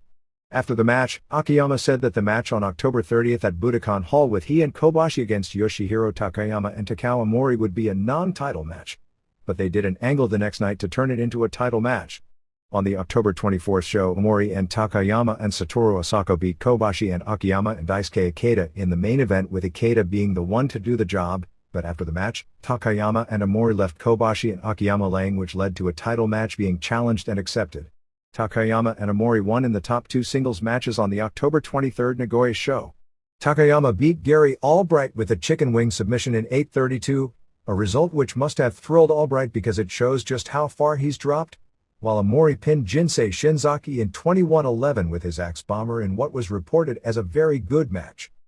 The other title change this week was that on October 25th in Nagaoka before 1,800 fans they had the finals of the All-Asian Tag Team title tournament with Tamon Honda and Masao Inoue beating Manukia Mossman and Johnny Smith in 26:18 when Inoue used the torture rack to make Mossman submit. They made a big deal afterwards about it being the first title that Inoue has ever won in a 9-year career. Smith and Mossman went to the finals beating Kentaro Shiga and Jinsei Shinzaki on the October 24th show in Kashima. It is expected for a third title switch later this week in the Misawa vs. Vader Triple Crown match on October 30th at Budokan Hall. The October 31st TV show covering the Budokan show will be expanded from 30 minutes to 90 minutes and Kenji Wakamatsu, the TV announcer from the glory days of the promotion who has since gone on to bigger and better things, is being brought back for this show. Stan Hansen and Akira Taue look to be a tag team for the annual tag team tournament which starts in 2 weeks. Originally this was going to be the first year that Hansen wasn't part of the tournament, since Hansen hasn't been pushed as a serious wrestler since they stopped teaming him with Vader. But with Toshiaki Kawada out, they had a hole to fill. To give Hansen back some credibility, on the October 24th show, Hansen and Taue beat former tag champs Misawa and Ogawa just one day after losing the title when Hansen pinned Misawa in 12:57 after a lariat. October 17th TV show did a 3.8 rating. New Japan. They are now doing an angle where Shinya Hashimoto wants to join up with Antonio Inoki with Inoki as his trainer looking for a rematch with Naoya Ogawa for the January 4th Dome show. On October 20th, at the Narita airport with Inoki flying back home to Los Angeles with Ogawa and Kazunari Murakami, Hashimoto showed up and asked Inoki to train him. They also began building up what we wrote about last week with Keiji Muto vs. Masahiro Chono in a singles match for the Dome which would end their feud of Team 2000 vs. NWO Japan. There is a lot of talk that the New Japan/WCW relationship would end with this show, and seeing how both companies are going in different directions, I could see where it could fall apart, although New Japan really kept Chris Benoit strong as he scored clean pins on both Liger and Otani and didn't do a job to anyone in singles or tags. If that becomes the case, the NWO name, which is WCW property, would end on that show. There was talk of ending the NWO name as soon as the end of this tour, but it now appears to be January. New Japan ran a major show on October 19th in Fukuoka drawing a poor 4,500, roughly a half house, for a show headlined by NWO Sting and Masahiro Chono over Hiroyoshi Tenzan and Keiji Muto. Jushin Liger and Wild Pegasus, Benoit, teamed together for the first time in years on the show, beating current IWGP Junior Tag Team Champions Tatsuhito Takaiwa and Shinjiro Otani in a non-title match in 15:10 when Liger pinned Takaiwa. Pegasus remained unbeaten on this tour, as on October 20th in Kumamoto he pinned Otani in a singles match with a diving headbutt finisher. Dean Malenko lost a singles match in Fukuoka against Kendo Kashin with the armbar. Pegasus and Malenko on October 21st in their last night in beat Liger and Samurai when Malenko pinned Samurai in Miyazaki. The October 16th TV show, which aired the Tokyo Dome matches, drew a 4.9 rating, which is a phenomenal number for a 90-minute show that aired from 2:10 to 3:40 a.m. on a Saturday night. Other Japan notes: as expected, Ultimo Dragon announced his retirement on October 20th because of his hand was never able to recover after a botched-up elbow surgery more than a year ago that at the time was supposed to be minor surgery. Dragon was officially fired on September 7th by WCW. Since it was the WCW doctor who botched up the surgery that ended his career, it is considered likely that he'll file a lawsuit against the company. Yumiko Hata regained the WWA title, beating Kyoko Inoue on the Neo Ladies show on October 22nd at Hakata Star Lanes before a poor crowd, announced at 1,240, using the Shota palm blow to the face for a pin in 1807. The win was something of a surprise as they had been already pushing the first Inoue vs Manami Toyota in several years. They had numerous match of the year level bouts in the past, for December 8th at Tokyo Yoyogi Gym in AJW's final big show of the year.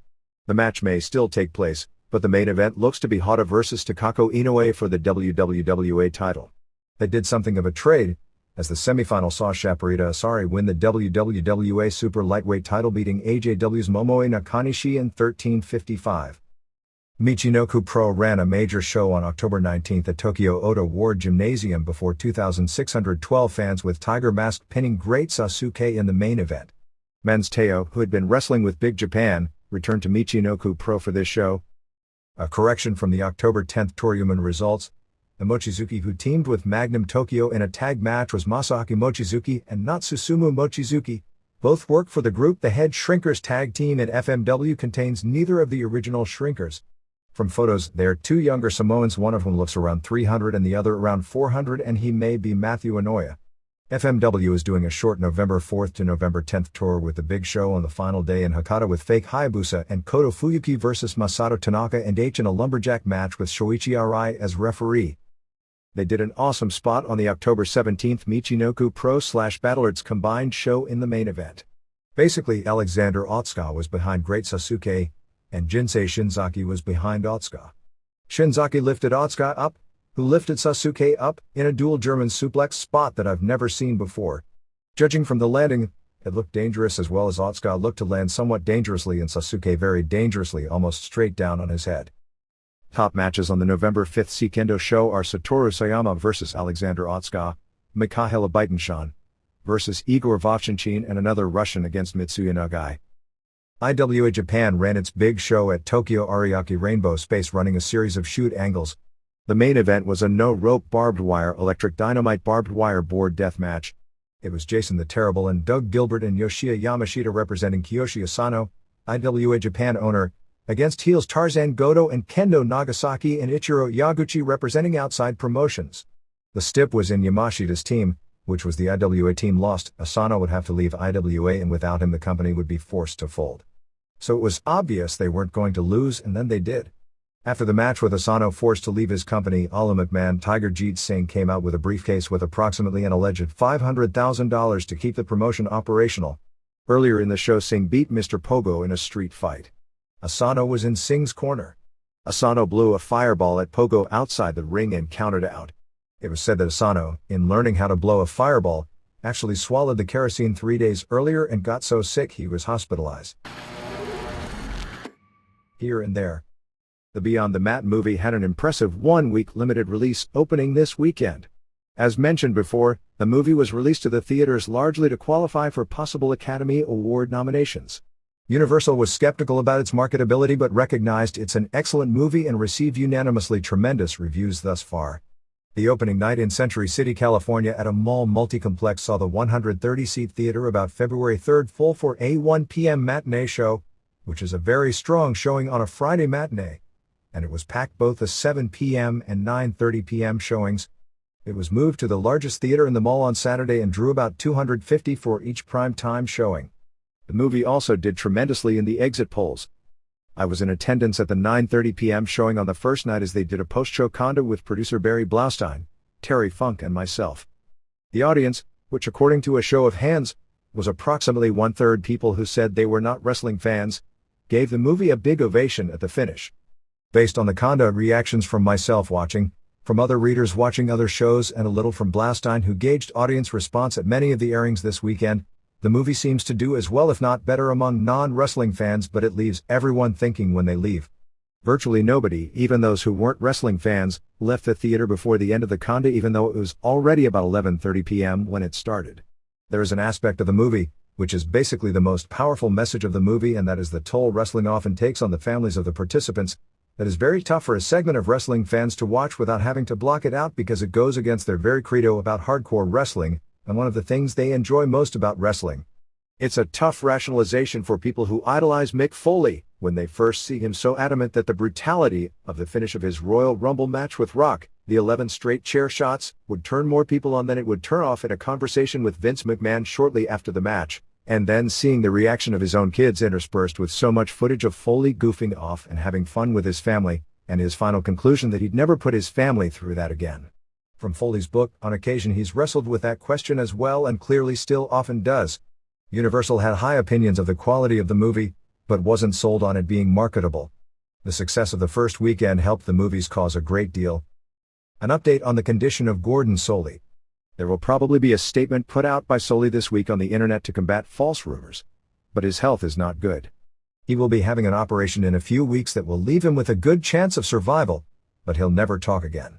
The words cancer were never said to me by a close friend of his, but he had a biopsy on October 21st finally, and was told that if he didn't do anything, he wouldn't live much longer, and that even with chemotherapy, the odds are against surviving much longer. The operation gives him a strong chance of survival.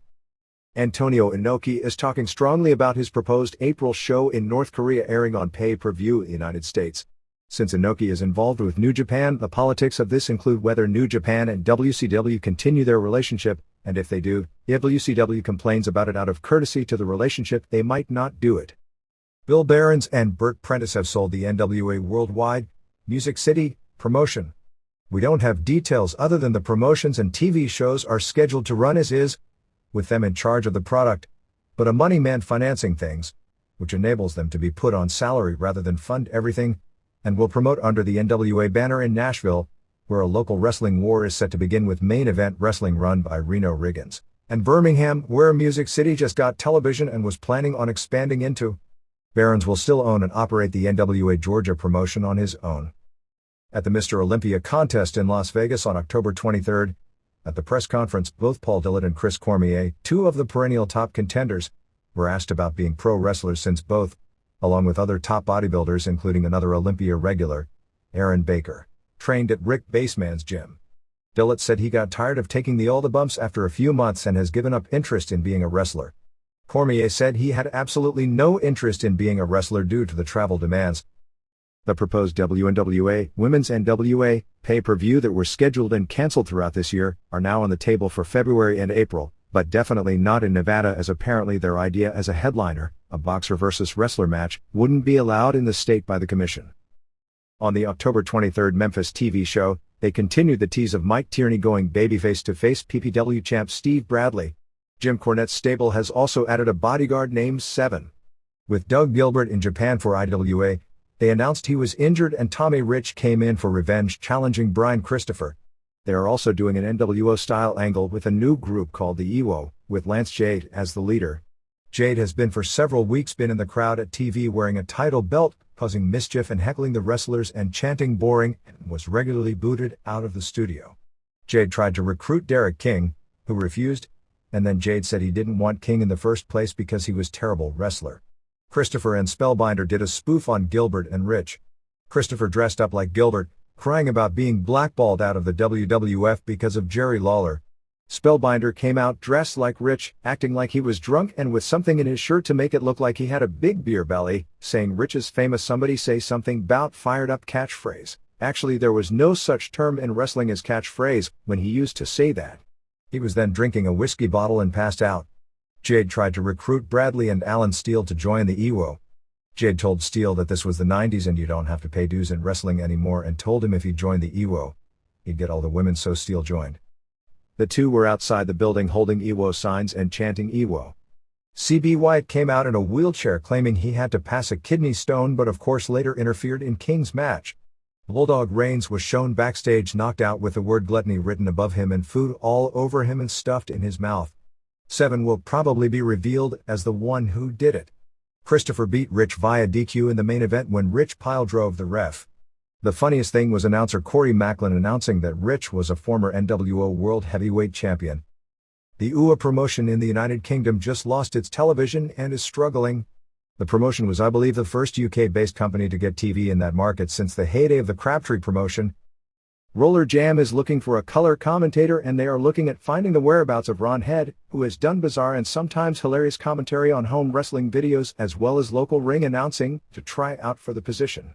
Roller Jam is doing its first road tour with shows on December 3rd in Cleveland, December 4th in Pittsburgh, December 5th in Columbus, Ohio, December 7th in Huntington, West Virginia, December 10th in Chattanooga, December 11th in Asheville, December 12th in Nashville, December 14th in Cape Girardeau, Missouri, December 17th in Evansville, December 18th in Louisville, and December 19th in Birmingham. For whatever this is worth, and again, what life was like nearly 3 decades ago has almost nothing to do with today. But none of those cities were ever considered major hotbeds, although like with WWF today, I'm sure when the product itself was hot, if they would go into these cities, they would draw, during the glory days of the old roller derby. We want to send our deepest sympathies to the family of Joe Bobensack Sr., who passed away on October 15th from lung cancer. He was a longtime reader and lifelong wrestling fan, as were a couple of his sons. 6 of his 9 sons shared his passion for pro wrestling. Extreme Pro Wrestling had scheduled a television taping in Ventura, California at Seaside Park on October 30th but were banned from using the building. Mike Paliasak, the park's general manager, said the show wouldn't happen because it's not appropriate for the venue based on what happened at the September 25th show. Paliasak felt the use of blood was a health hazard, plus the fact they allowed kids at the show, which was inappropriate because of the style employed and because of kids in attendance and safety factors. Johnny Webb of Extreme Pro Wrestling said they wanted to run Seaside Park monthly and were willing to tone down the shows to meet whatever guidelines Paliasak gave them but weren't given an opportunity. Mid-Eastern Wrestling Federation on October 29th in Dundalk, Maryland at Sure West Gardens features Jimmy Valiant's first match in Baltimore in nearly 10 years. On November 13th in Mapseed, Maryland at North Carroll High School headlines Bob Backlund vs. Gilbert plus Honky Tonk Man and George Steele. National Championship Wrestling on November 20th in Red Lion, Pennsylvania at Fairmount Arena has Bushwhackers, Missy Hyatt, Ray Odyssey and Big Dick Dudley among others. Empire Wrestling Federation October 30th in Corona, California at Centennial High School headlined by Chavo Guerrero Sr., and November 7th in Victorville, California at Victor Valley College Gym. World Pro Wrestling on November 9th in Cocoa Beach, Florida at Brevard County Fair has Jake Roberts and Bushwhackers. California Championship Wrestling on October 30th in San Diego. If you mention the Observer, you get $2 off any ticket. Pennsylvania Championship Wrestling on November 5th in Hamburg, Pennsylvania at the Field House has a tag team tournament, and appearing on the show include Blue Meanie, the Mean Street Posse, Michael Modest from California, Jason Lee and Flash Flanagan from Ohio Valley Wrestling, and WWF developmental wrestler Joe E. Legend. HBO Signature is doing a biography movie on the life of Dan Gable, the legendary Olympic gold medalist and Iowa coach, which airs on November 14th. MMA, the current card for UFC Japan on November 14th, air date November 19th in the United States, is Kevin Randleman vs. Pete Williams for the vacant UFC heavyweight title, Tsuyoshi Kosuka vs. Pedro Rizzo. This match hasn't been announced in Japan yet. Keiichiro Yamamiya of Pancrase vs. Eugene Jackson, which means Vitor Belfort backed out, plus a 4-man Japanese-only tournament which will include Daiju Takase, the 170-pounder who got obliterated by Jeremy Horn a few months back, Kenichi Yamamoto, a 200-pound former pro wrestler with several independent groups, originally from UWFI and later Rings, who retired more than 1 year ago, and Katsuhisa Fuji, who finished 3rd in the Japanese Collegiate Wrestling Championships a few years ago at 180 and now weighs 215. Yoji Anjo and Jason DeLucia will also have singles matches. At this point, it's questionable whether or not Frank Shamrock will appear on this show, and with just a few weeks until showtime, every day makes it less likely.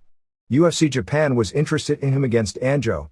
UFC sent out a press release on October 26 saying that Shamrock had retired from the sport and was vacating the middleweight title, confirming what pretty much was already said at the last UFC. I believe the episode of Walker, Texas Ranger he's on airs November 20th. It now looks more questionable as to whether or not Hoist Gracie will do the Pride tournament in January. Apparently he's claiming there are too many rules and in particular he doesn't want to fight with time limits. Pancrase ran October 25 at Tokyo Korakuen Hall before a sellout of 2,000 fans, with Ikuiza Minowa beating Adrian Serrano in the main event and Sanae Kikuta going to a draw with Travis Fulton. There was talk at the show of Pancrase creating a Cop light heavyweight title with a tournament next year, which is weird since just about every Pancrase fighter is a light heavyweight to begin with. Mark Coleman is training at the Obake Gym, the same Atlanta area gym owned by Bill Goldberg, for his November 21 Pride match against Ricardo Moraes. Among his trainers is Robbie Rage of the former WCW High Voltage Tag Team, who has a reputation as being a very tough guy. Marco Ruiz will be undergoing multiple knee surgeries. Ruiz is probably in his early 40s and is talking about returning after 1 year recovery. Dan Severn, who is keeping busy doing pro wrestling matches every weekend, will be promoting a full contact event on November 20th in Fort Wayne, Indiana at the War Memorial Coliseum with himself in the main event against Brad Schaefer. ECW. They did a lot of new angles as the October 23 Philadelphia ECW Arena show. The show opened with Sign Guy Dudley changing his name to Lou E. Dangerously, doing an old Paul E. Dangerously gimmick with the cell phone, wearing the same kind of an outfit that Paul E. would wear. He announced he was bringing back a former world champion to challenge Mike Awesome. It turned out to be Mikey Whipwreck, who Awesome squashed, including doing the over-the-top rope power bomb through the table spot. Nova beat Condito when Chris Chetty returned to kidnap Sitch and took her to the back. Danny During, Roadkill and Miss Congeniality came out for the angle to send Miss C to the WWF, where she should be starting soon since she was scheduled for a boob job this week. Cyrus came out with a new girl that was a hooker and said she'd even do Roadkill. During ended up telling Miss C that he had someone just like her in every town, and they jumped her and beat on her until she was carried out. As she was carried out, Cyrus told her to say hi to Vince for him. Super Crazy won a three-way over Lil Guido and Spike Dudley in what was said to have been a good match. Simon Diamond and bodyguard Big Dick Hertz laid out Jazz. The latest Big Dick got over with the crowd doing a bunch of lines relating to having a big dick that was hurting him. Tajiri pinned Jerry Lynn after blowing mist in his eyes in what was said to be the best match on the show. David Cash went to a no contest with Tom Marquez in a match which had a ton of interference, led to Axel Rotten and Balls Mahoney versus Spanish Angel and Tony DeVito, which also had lots of interference and was a no contest, finishing with an angle where Angel used the staple gun on New Jack to set up a six-man on pay-per-view. At this point the Baldies are Angel, DeVito and Vito Lograsso, but in this angle, they may get PN News involved and dump Lograsso. Sabu versus Rob Van Dam was at first a 20 minutes draw, and then they did 5 more minutes with no winner, and a second 5 minutes with no winner until they did a pull-apart and the match ended. As it was described, the first 20 minutes were like their pay-per-view match of last year, or a big letdown. The first 5 minutes of overtime was said to be great with the crowd popping for everything, and the final 5 minutes was said to be good, but not at the level of the first 5. The main event was Raven and Dreamer versus Storm and Credible, ending with the Sandman return. Ed Grimes was backstage at the show. He had a tryout before the show. Paul Heyman said he wasn't sold one way or the other on him, but that he'd probably come to Ohio this week for a second look. Mark Coleman, as it turned out, never came to New Orleans for a tryout. Heyman said that he may come to Philadelphia for the next ECW Arena show in late November, although Coleman had told people in the MMA world that after seeing what the guys in ECW do to their bodies, he wasn't interested in it at this time. Sitch passed out backstage before she was scheduled to do this week's promos after the ECW Arena show. Taz has 2 matches left at this week's TV taping, probably against Awesome, and the pay-per-view match against Van Dam. The October 22nd TNN tapings in Poughkeepsie drew an estimated 2,500, and this time there was very little paper. In the top matches, Awesome beat News to keep the title. Sabu beat Taz in a good match scheduled to air this week on TNN. During the post-match, Taz choked out Van Dam to set up their pay-per-view match. Sabu also beat on Van Dam to set up a future program. Also scheduled for TNN was the Dreamer vs. Storm match. That match saw Credible interfere to lead to Storm winning. After the match, Raven made the save for Dreamer, but then DDT'd him. Credible caned Raven, who juiced. Dreamer then saved Raven, but then DDT'd him. Sandman's return at press time was scheduled to air this weekend in syndication and again on TNN on November 5th. The other house show this week was October 21st in Schenectady, New York, which drew 1,200 with Sabu over Rhino as the main event. ECW 2 months ago was trying once again, as it has been during much of the past 6 years, when it got on TNN, to be what the big companies weren't. Since WWF basically became ECW, That meant to be different it would need some renovations. The idea was to present longer and better quality wrestling matches with winners and losers and strong storylines up and down the card, since Nitro had good matches but lacked the stories and wouldn't get the good matches over, and Raw had all the old ECW concepts but had short matches with a lot of non-finishes and as much Tanda as possible. While ECW used a heavy dose of Tanda, in fact as much as would be allowed on TNN, the meat of its product was attempting to present really good matches with the likes of Van Dam, Lynn, Tajiri, Crazy, Storm. But this resulted in weak ratings, and even with the TNN added exposure, the house show business was behind last year's levels and buy rates hadn't moved up. The last 3 shows, where the ratings finally took off, were built around TNA and Tammy Sytch's star power from a few years ago. This week's show came off more like a lower-budget Raw copy. Awesome beat New Jack in an ECW title match in 6:18 after a splash off the top. New Jack's music was kept on during the entire match, which keeps the crowd up. It was a typical New Jack brawl. New Jack used the staple gun twice and Awesome bled. Jack gave Awesome the easiest guitar shot he's ever delivered. Finish saw Awesome throw Jack over the top through a table outside the ring, then splash him in the ring. Condito vs. Nova only went 2:18 before all the run-ins came. Sytch and Miss Congeniality brawled after during, Roadkill and Congeniality ran in. Nova and during segment of the ball looked real bad. Storm and Dawn Marie were up next. They pulled Sytch's dress up and Marie spanked her with a paddle. Marie and Congeniality hugged, and when Congeniality turned her back, Marie laid her out as well. She then called out Francine, who came out with Dreamer. They hit the ring but just Incredible came Dreamer. Raven saved Dreamer and then DDT'd him.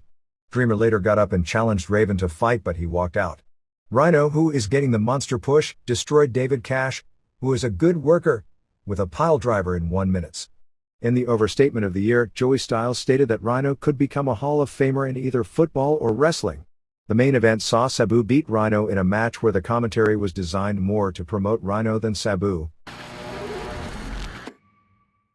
WCW. Bill Bush told the wrestlers before the October 25th show that it was official that Nitro will go to 2 hours in January, which with the style of show they are doing, is a change for the better. He never said which 2 hours would air, and reports out of WCW are contradictory. Russo wants at 9 to 11 p.m. with the idea they can get more raunchy, but WCW, if it gets hot, would be giving up a great advantage by having an unopposed first hour to build angles for a strong second. But giving WWF an unopposed third hour pretty much guarantees a huge jump in Raw ratings because the second hour should do consistent 7s. The Nitro on October 25th from Phoenix drew 9,630, paying $217,857 for a show similar to the previous week. Sting came out without his costume or makeup, complaining about Goldberg getting the title. He said he helped the company out of a jam when the main event didn't take place, but he never said it was a title match. J.J. Dillon came out and agreed with him, but then told him they were stripping the belt from him because he attacked Charles Robinson after the match. They announced a 32-man tournament beginning with this TV show and ending on November 21st in Toronto. Sting then put Dillon in the Scorpion until Dillon finally tapped out. I'm still waiting to see a bar fight where a guy taps the ground when put in a finishing hold. Maybe it'll take place next week on WWF. Goldberg ran in and he and Sting went at it 50-50 with neither man selling anything. Mike Graham told Nash and Hall they had to wrestle. They acted drunk and told some short man jokes. Smiley beat Bigelow, who actually isn't ready to work due to a back injury, in 123 of a hardcore match when Bigelow knocked himself out to continue the angle of Smiley being a pussy afraid of hardcore matches who lucks into winning them every week. The Filthy Animals and Tori Wilson came out. Wilson looks like Andre the Giant standing next to Ray Ray and Kidman. They show the Animals burying Flair in the desert, a scene from a real bad movie called Very Bad Things, which is at least a recent movie as opposed to Nash, who was copying his crap from really great 60s movies. Malenko and Saturn ran in and left all 4 animals laying with foreign objects, and Asya kidnapped Wilson. I guess Wilson gets kidnapped and then winds up falling for her kidnapper. The idea was to get her with Douglas, so they are doing Patty Hearst. They are doing an angle that if Hennig loses a match by pinfall, he's fired because the new writers think he's too old. So Hennig hit the ref and got DQ'd against Lash LaRue in 225. Hennig laid out LaRue and Disco Inferno with chair shots after the match. They did the Nitro Girls search, but Jarrett ran them off. Said the tournament is all a work and he's going to win because he's the closest with the mysterious superpowers. He also said he didn't bust the guitar on Liz's head. Saturn beat Guerrero in 3:39 with the rings of Saturn after David Flair laid out Guerrero with a crowbar, and he was selling the ribs. Nash said he'd strip naked on live TV at the top of the hour. If they had Kimberly say that, they'd probably keep their audience in the first quarter of the second hour. Douglas showed Wilson as a captive. Malenko went to the bathroom, but on his way, Benoit jumped him and threw him into the most hardcore cardboard boxes ever made and stuffed his shirt in Malenko's mouth. Hall and Nash did their interview where they promised to do something to get censored. The most risque thing in this interview was Nash doing the same catchphrase he's done for the past year. Goldberg then cut a promo on them from in the crowd. Savage and Gorgeous George returned. Savage was supposed to bring up how the writers consider him different than Flair and Hogan, which he pretty much said, and then he started talking about passing the torch, which I presume is to himself with a new character, but ended up going nowhere. Meng beat Medusa in 2:33 with the Tongan death grip. Meng no-sold everything, but was stopped dead in his tracks when he took a gander at Medusa's bikini top and oversized implants. Medusa was wearing a short dress, and this was clearly just a bad excuse to get some panty shots of Meng carrying her over his shoulder. Why the monster Meng didn't rip her clothes off and instead tried to kill her with his move was never explained. Evan Karagi's helped Medusa up. He's probably young enough to almost be her daughter, son. Brad Armstrong was mad at the writers for telling him to call his brother and get a personality. Luger beat Steiner via count out in 2:55. Jarrett came out for commentary, then hit the ring to try and clock Luger with the guitar, but he moved and Steiner got it. Liz was selling being helpless and hurt. Steiner was outside the ring and Luger was outside the ring helping Liz. But at the count of 9, Lex dropped Liz limp on the floor and jumped in to beat the count. It was stupid, but at least it was funny. Kidman beat Conan in 1:52. Harlem Heat came out and laid both guys out. Guerrero and Mysterio Jr. ran in and looked so huge and tough next to Heat, who laid them out as well. With Conan and Kidman both dead, somehow Kidman got his arm on top for the pin. Conan challenged Heat for a tag title match later in the show. As the ratings showed, the same guys can't wrestle twice on the same show on a competitive night without much damage being done. Bagwell did an interview talking about the writers. Buff said he wouldn't do any more jobs. Two huge bald guys in suits, Ronan and Don Harris, destroyed him. Great. Now they're recruiting the 6'8" guys who Titan doesn't even want. They ought to compare the quarter hours that DOA did with the quarter hours that Juvie did. Benoit beat Malenko in a street fight in 7:01. This was the only good match on the show but had a lame finish. Both guys were knocked down with a double lariat. Benoit beat the 10 count and Malenko didn't. The Animals ran in and all attacked Malenko while Benoit walked out. Douglas and Saturn came out holding Wilson as a hostage. Asya held the single worst chicken wing crossface in history, with Wilson not selling being in a bit of pain from that poorly executed move, and made the Animals leave Malenko alone or else Wilson would get hurt. They then took Wilson and put her in a car and drove off. Mysterio Jr. and Guerrero left to wind her, while Conan and Kidman stayed in the building try and win the tag titles. There's something wrong with that picture. Sting pinned Knobs in 09 after 2 baseball bat shots. Actually, the bell never rang to start the match, only to end it. Kidman and Conan beat Heat to regain the tag belts in 5:01 when Ray used a back suplex on Kidman with both guys' shoulders down, but Kidman got his up. Match wasn't any good, which says something because I can't remember Kidman's last bad match. The title change had no impact as before they could even celebrate their huge win. They cut away immediately after the pin to Goldberg in the back. The DDP vs. David Flair match never got started as Flair destroyed DDP's ribs with a crowbar. I guess this gives DDP the chance to tape his ribs for another year. DDP did a stretcher job and was taken out in an ambulance. Maybe he can come back after amnesia and pretend he's The Rock since he's borrowing his dress and mannerisms on his interviews already. Hall and Nash's surprise opponents were 3 strippers, one of whom was this tiny woman with breasts that had to weigh more than the rest of her body. Hall and Nash did a spoof on a match, with a cell and fiery hot tag spots. One of the semi-normal looking women was grabbing her own plants and shaking them in front of the guys. Hall had his face smothered in them and she also shoved her crotch in his face. The ridiculous looking one tagged in and basically told them she'd take her shirt off if they laid down for her. So they laid down. She teased showing her stuff forever until Goldberg ran in and speared Hall and Nash. The fans booed Goldberg for interrupting the striptease. Hart, limping badly, then beat Goldberg to win the US title, making him a one-day champ in 7:48 when, after a ref bump, Hall, Nash and Sid all run in. Sid hit Goldberg with a high kick, Hall with a choke slam, Nash with a side slam, and Sid finished with a power bomb. Hart, on the floor, crawled in and pinned him, although Goldberg lifted his shoulder before 3, but they counted it as a pin anyway and the show went off the air. As the bracketing in the tournament was released for the second round based on matches that aired on October 25th, are matchups of Hart vs. Saturn, Smiley vs. Kidman, Meng vs. Sting, and Luger vs. someone. Since DDP vs. David Flair never took place, there has been some talk of eventually putting Hart with Hall and Nash as another outsider, with the idea that Hart was never accepted in WCW.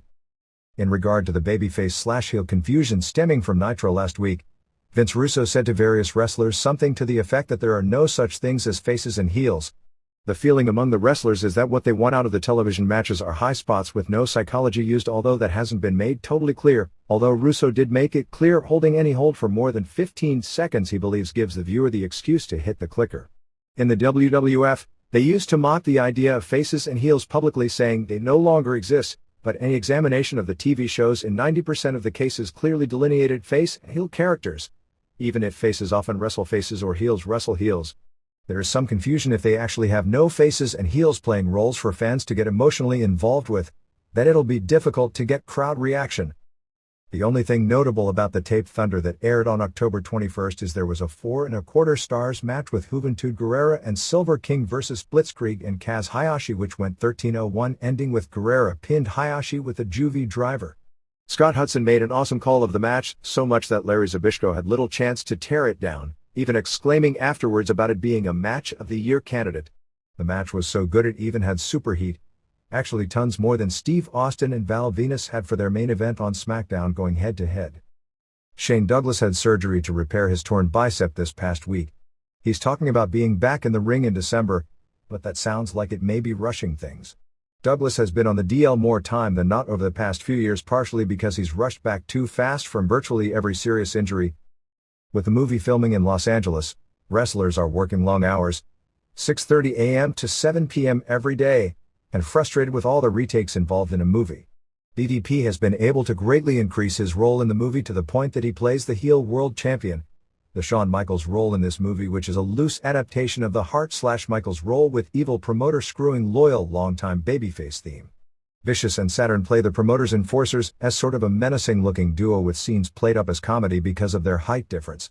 The wrestlers, who are used to performing on one take, are frustrated because the actors continually do retakes. The general feeling is it's long and tedious work. The wrestling footage in the movie will probably be good, as they apparently taped a hell of a match with Ray and Kidman vs. Juventud and Prince Iaukea. The proposed 1-hour Saturday variety show from 7:05 p.m. on TBS starring Kevin Nash, Scott Hall and Mark Madden is very close to being finalized. Eric Bischoff was in Las Vegas over the weekend with Hulk Hogan as they went to the Tyson fight together, but Bischoff was not at Havoc the next night. There has been talk of Bischoff returning either to manage Hogan or manage Nash and Hall. According to one of the aforementioned three, it was even considered to debut him this week, but it was decided it hadn't been enough time since he was gone. The plan was also to keep Hall and Nash in the crowd and not do angles or wrestle until December, but that's been rushed as well. The plan for Flair at this point is to return in 3 or 4 months in some sort of an administrator role, perhaps a commissioner title. You can see where that one is going. In fact, you've probably already seen it in a failed angle this year. The idea would be for Flair to wrestle 3 or 4 times, limited to major pay-per-view matches, in 2000, that if he's back, you know he'll wind up wrestling a whole lot more than that. In fact, after being told all that, he's since been told he's coming back to wrestle more regularly and feud with Kidman and Guerrero. It's amazing all the people talking about Nitro gaining a full ratings point for Russo and Ferrara's first show. A 3.30 after a 2.61 is a very good gain over 1 week, and it can't be taken as anything but a positive that it rose again slightly the second week, but it wasn't a full point in a week. The 2.61 for Nash's last show was by far the lowest rating for Nitro in years, but it was also a lame duck show with little effort put into it. Nitro with Nash's booker averaged a 3.38 in September, and the rating for Russo and Ferrara's first 2 shows was 3.40. The thing that was noteworthy about the October 18th ratings was the gap noticeably closed, with Raw's number significantly down both weeks. There are reports everywhere that Jarrett held McMahon up for a 6-figure payoff to drop the title to China at the No Mercy pay-per-view. It's said that Jarrett has confirmed that he got a huge payoff ahead of time before he'd go on, but wouldn't confirm how large. The situation with Vampiro is that he's most likely going to be returning. After having interest early in the week, Paul Heyman didn't return phone calls and never made a legitimate offer. WCW slightly upped its original offer from $175,000 to $200,000, plus allowing him to do outside merchandise with ICP, saying that after 6 months at that rate they could bump his salary up more, but also wanting him to make a 3-year contract commitment. The irony is that ICP walked out largely out of loyalty to him, and now he's back in their saw. Vince Russo said that Lenny Lane and Lodi would return to TV on the October 25th Nitro. They weren't used, but people are now saying they'll be back in another week. Randy Savage was in Las Vegas but no-showed the Slim Jim's corporate party. Ric Flair was the top headliner there instead. In TV audience in the United Kingdom, the WCW Worldwide show with specialized UK commentary is averaging about 850,000 viewers per week. For the Raw vs. Nitro Friday night head-to-head ratings, October 1st saw Nitro at 300,000 viewers to Raw's 280,000, October 8th saw Raw at 360,000 to Nitro's 300,000, and October 15th saw Raw at 340,000 to Nitro's 190,000. The only house show of the week was October 22nd in Oakland before 3,697 paying $95,366. Main event was Flair and Hart over Sting and Luger in a cage with a combination figure 4 and sharpshooter double submission. As usual, virtually the entire advertised card, aside from the main event, didn't take place. WWF. Terry Taylor's future remained questionable. He and Vince McMahon had a meeting on October 20th. Taylor was pushing hard for Russo's position of head writer. He spearheaded the writing team for the previous 2 weeks of television and was apparently mad because he thought he wrote good TV and McMahon changed most of it. That was apparently also a problem because McMahon was insistent on Taylor signing a contract clause where if he were to quit or be fired that he couldn't work for any Time Warner company for 1 year, and Taylor wasn't going to sign it. The meeting ended with Taylor being sent home for a 2-week sabbatical. Very early figures for the No Mercy pay-per-view indicate about a 0.8 buy rate and 300,000 buys. Vince is now pretty much the head writer for television, with Tony Blacha and Kevin Kelly helping out and Shane McMahon handling a lot of the pre-tape segments, and there is also influence coming from Bruce Pritchard and Jim Ross among others. Raw on October 25th in Providence, Rhode Island before a sellout 9,555 paying $287,045 opened with backstage challenges leading to Outlaws vs. Rock and Austin and Triple H vs. Mankind for the title. Viscera beat Godfather in a match with the hose at stake. Viscera told Henry if he won, he'd let him have the hose 24 hours a day 7 days a week. A sign in the stands read this match is a cure for insomnia. Henry distracted Godfather and Viscera pinned him in 211 with a splash. All the hose but 2 left, and 2 stayed to check on Godfather. Viscera splashed one and power slammed the other. The EMTs had to help them, giving Kathy Dingman her weekly TV time. The Dudleys laughed as the hose went out in the ambulance. Edge and Christian beat Hollies via DQ in a tag title match when they were on the verge of winning when Brian Christopher and Scott Taylor interfered for the DQ and Hardys made the save. Moolah said she was going to have a major announcement. I figured she was going to have to vacate the title because she was pregnant. Instead, she announced her retirement. Ivory came out and ripped on Moolah, bounced Mae Young around for one final over-the-top rope bump, and pinned Moolah to win back the belt in 16 seconds. I still can't figure how Mae Young lived through another bump. I think that was the same bump that ended Ricky Steamboat's career. The cameras cut away from this one immediately. So much for giving Moolah some respect on her final appearance. Show vs. Albert ended in 47 seconds with no finish. Bossman came out and magically the bout was over. He was holding supposedly a watch from Show's dad that he stole from him. Bossman said he was ready to pull the plug. Show went after him but Bossman hit him with a hammer and he took a bump off the ramp with Albert distracting Show. Bossman then destroyed the valuable family heirloom by smashing it up with a hammer. Chyna and Brown beat Jericho and a transvestite in the crowd, who was revealed to be Richards in 244 when Chyna pinned Richards after a pedigree. Jericho turned on Richards and gave him a double power bomb and wall of Jericho. Mankind beat Triple H via DQ in a title match in 729. Triple H mainly worked on Mankind's shoulder. They had a near fall that everyone in more than 100 countries thought was a title change when Mankind hit him with the belt but Triple H kicked out. Mankind used the claw and everyone turned their heads away from believing there was a chance of a title change, to the back.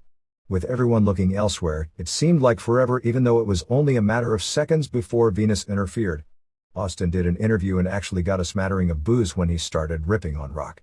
Dudley's destroyed X-Pac and Kane with garbage cans, and Bubba stole Kane's speaking device. Kane told X-Pac to not help him no matter what. What kind of sense does that make? Okay, best friend and tag team partner. No matter how many guys jump me, just stay in the back and let them break my neck. But you've got to promise to let them. Kane beat Bubba via DQ in 3:23 when Devon interfered. Guess what? They doubled on Kane and were killing him. Bubba did the world's clumsiest Boston Crab. Tori, who I guess will wind up as Kane's love interest, told X-Pac to save him and he did. Test beat Bulldog via DQ in a cage match in 2:58 when the posse interfered. The fans chanted USA. Who in this match is American? This was notable for two amazing spots. First, Test did an elbow drop off the top of the cage onto Bulldog. Second, Shane McMahon did this incredible plancha off the top of the cage to save Test from a beating onto the posse. They shut the door on Test's head, but he didn't even bother to sell that one. The least Test could have done was gotten temporary amnesia from that one. Stephanie is starting to get her memory back, which means we may see a wedding. They did the spot where the redneck guys were calling Farouk racial names and he and Bradshaw cleaned out the bar. Maine saw Outlaws over Austin and Rock in 9:31 in a good match when X-Pac interfered with a spinning heel kick on Rock, who was pinned. DX beat up Rock and Austin after with Triple H putting Austin down with a pedigree and Gunn laying out Rock with a jackhammer. The whole idea behind the DX getting back together was because WWF was so thin on the heel side. They were going with Venus and Bulldog as top heels because they had nothing but Triple H, so this was their answer to give that side some depth. SmackDown taping on October 26 in Springfield, Massachusetts. Show opened with Steve Bradley beat Tim Towers in a dark match in which both looked very good. Heat for October 31 opened with Posse overhead bangers when Thrasher had the ignominious task of doing a job for Pete Gas. In a no-holds-barred match, the Acolytes beat Hollies when Holly simply walked away after getting a really stiff beating, including crash-blading big time. Godfather beat Meanie, followed by Midian over Sean Stasiak. SmackDown opened with DX telling Vince that they run the company now and they don't take orders from anyone. Too cool? Brian Christopher and Scott Taylor beat Edge and Christian when Crash Holly hit Edge with the scale. Lots of missed moves and no heat. Show did an interview with JR saying he was going home to be with his father. Richards, dressed as Chyna, pinned Jericho when Jericho was distracted by Chyna and Kitty. After the match, Chyna beat up Richards and then Jericho whipped Richards. Said to be a bad segment. DX beat up Rock, put him in the trunk of his car and drove off. Bulldog won the European title from Brown in a match where the posse interfered freely. Another match with no heat.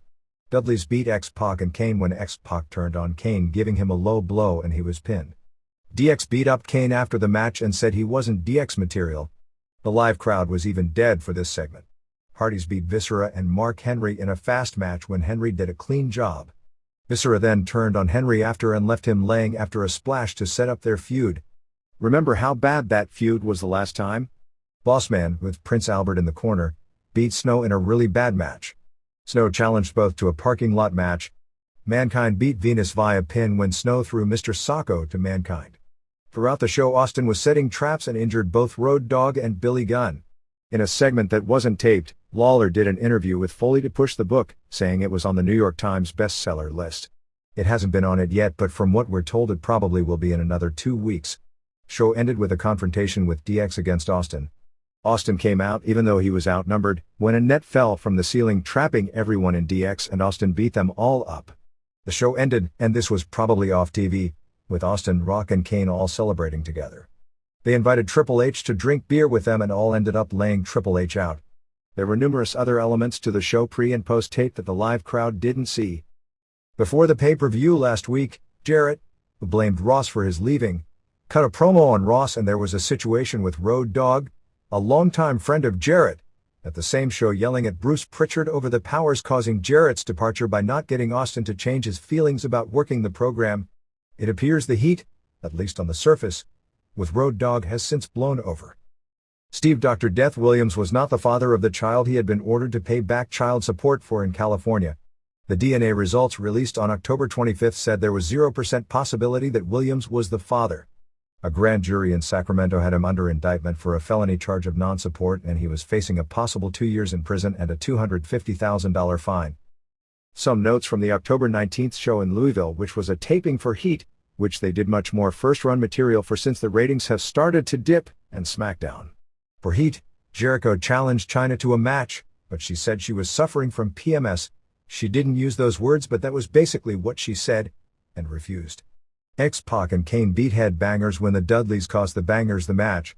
Kane choke slammed Bubba after the match. Gangrel beat Blackman. So much for his push as the silent assassin. Farouk beat Curtis Hughes in a match where the winner got to perform various sodomizing tasks on Howard Finkel. Okay, they didn't quite say that, but it was pretty much implied.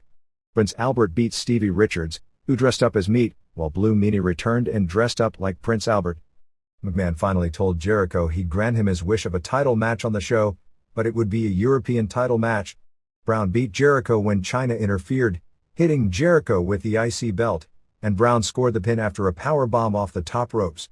For SmackDown, Mankind, plugging his book heavily, challenged Rock to a #1 contenders match. He was cutting a tremendous promo. Vince and Rock ended up out there with Rock talking about an injury to the people's testicles.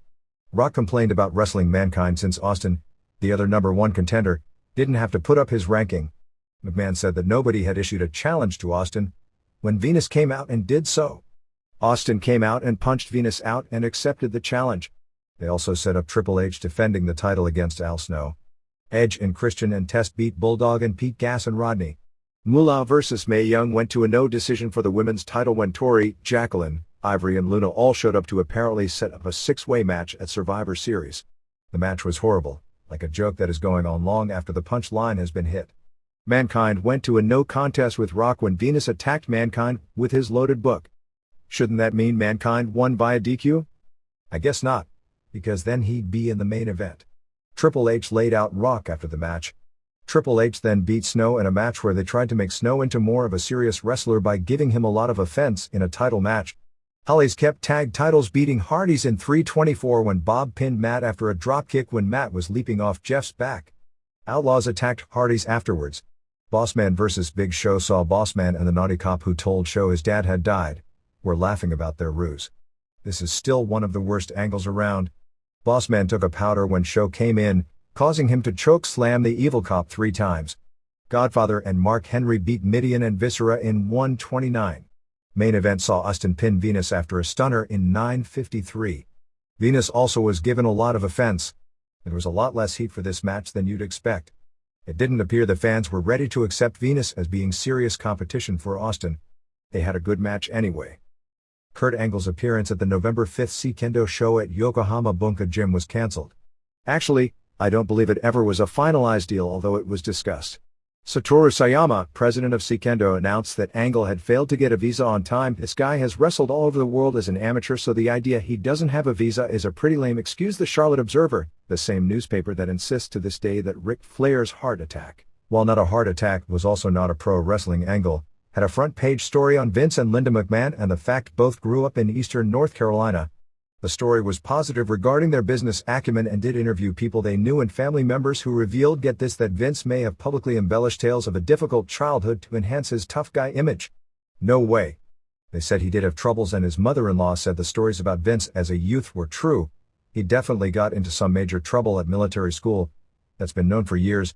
But at Eastern Carolina University, Associate Dean, who has known the couple for 3 decades plus, called the stories of Vince's childhood folklore, saying they probably want to protect their evil empire look and feel of things. Mick Foley did both Conan O'Brien and Howard Stern on October 21st to push the release of his autobiography. There wasn't anything on the shows that you wouldn't have known other than on Stern, where he was on with Fred the Elephant Boy, Fred Schreiber, a longtime fan and Stern regular who got Cactus Jack on the Stern show many years ago when Stern had steadfastly refused to ever book a wrestler, but did so as a favor to Fred. With the first 2 being Foley, who was great, and Rick Rude, who came off horribly. He noted that lawyers made him to take out derogatory things about Mark and Rena Mero. If you read closely, you'll see very subtle remarks in there, due to the settlement terms of their lawsuit with WWF. He did say that he used to get along with both, but that he sensed a change in Rena after she did the Donnie and Marie show and all of a sudden felt she was a major star and stopped being friendly toward him. Terry Boatwright confirmed that her divorce from Dustin Runnels was finalized this week. For those interested in sending get well wishes to Darren Drozdov, they can be addressed to McGee Rehabilitation Hospital at 1513 Race Street, Philadelphia, Pennsylvania 19102. Entertainment Weekly this past week had a list of the 101 most influential people in the entertainment world. Nobody in wrestling made the top 100, but they listed both McMahon and Austin together at 101.5, whatever that means. How in this day and age McMahon isn't in the top 100 is beyond me. House shows for the past week saw SmackDown on October 19th in Louisville draw 12,963, paying $316,270, and house shows on October 23rd in Chicago drew a sellout 17,114, paying $481,219 to the All-Star Arena, formerly the Horizon, and October 24th in St. Louis at the Kiel Center drew 8,929, paying $253,631. The Chicago show was the 9th consecutive WWF sellout at the building, so Chicago still remains probably the hottest wrestling market in the country. We don't have complete merchandise sales for the week, didn't get Louisville, but what we have totals $297,767 or $8.36 per head, which is a huge increase over what they've been doing for months, which says there is a new item just released that's really hot, but I don't know what it would be yet. Austin returned to doing house shows this weekend as the shows were headlined by Austin over Triple H via DQ. Deborah, who hasn't been on television since doing the angle where she was going to be in Chyna's corner against Jarrett, which was never followed up on, was at the house shows in the role of a guest ring announcer for a prelim match. Jericho beat Mankind at both shows. They were, of course, pushing the book, with Jericho complaining that he was never mentioned in the book, actually he was, and Mankind saying he wanted to write a chapter on his matches with Juventud but took it out because those matches suck. Jericho won after hitting Mankind with his own book. Holly's kept tag titles, beating Outlaws when the Dudleys cost the Outlaws the belts. Rock beat Val Venus. Triple H Austin ended with Triple H DQ'd for hitting Austin with a chair. After the match, Triple H and Venus beat on Austin until Rock made the save. The two ended the show drinking beer together. At the end of the show in Chicago, a fan deposited his drink all over Triple H, and Triple H retaliated by giving the fan a pounding. They are raising the top price for the major PPVs, starting with Royal Rumble at MSG to $400 ringside. They've been going with either $200 or $300 tops. The remainder of the Rumble price structure is $90, $70, $50, $30, and $20. Tickets go on sale at the MSG house show on December 4th. Among teenage boys, SmackDown is now the 4th highest rated network show. WWF The Music Volume 4 comes out on November 2nd, while WCW will be releasing an album entitled Mayhem on November 16th, though Tommy Boy. The WWF album will feature new entrance songs for Austin, Rock, and Undertaker.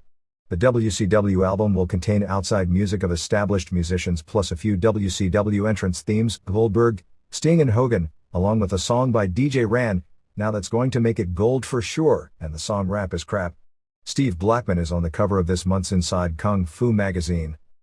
Although the actual role hasn't been finalized, Deborah should be back on television shortly with a new role. The readers' pages. Russo. It'll be very interesting to see what the former scriptwriters for the WWF can do with WCW. Couldn't WCW come up with their own TV writers?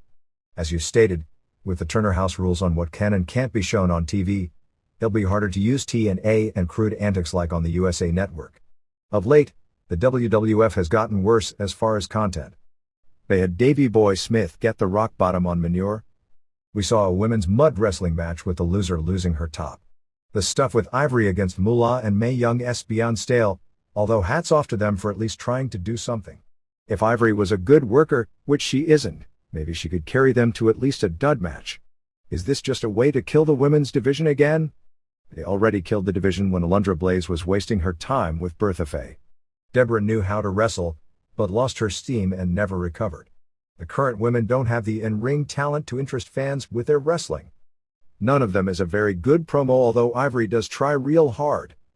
Your point about Terry Runnels being too skinny was right on. People magazine just did a several-page article on the new trend in Hollywood with actresses trying to get super skinny. They had photos of Courtney Cox Arquette, Jennifer Aniston and Gwyneth Paltrow, and how skinny they've all gotten over the last 2 or 3 years. Even Callista Flockhart was heavier before. Francine looks worse than any woman in WWF or WCW.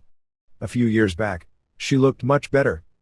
Now she's a rail with silicone boobs.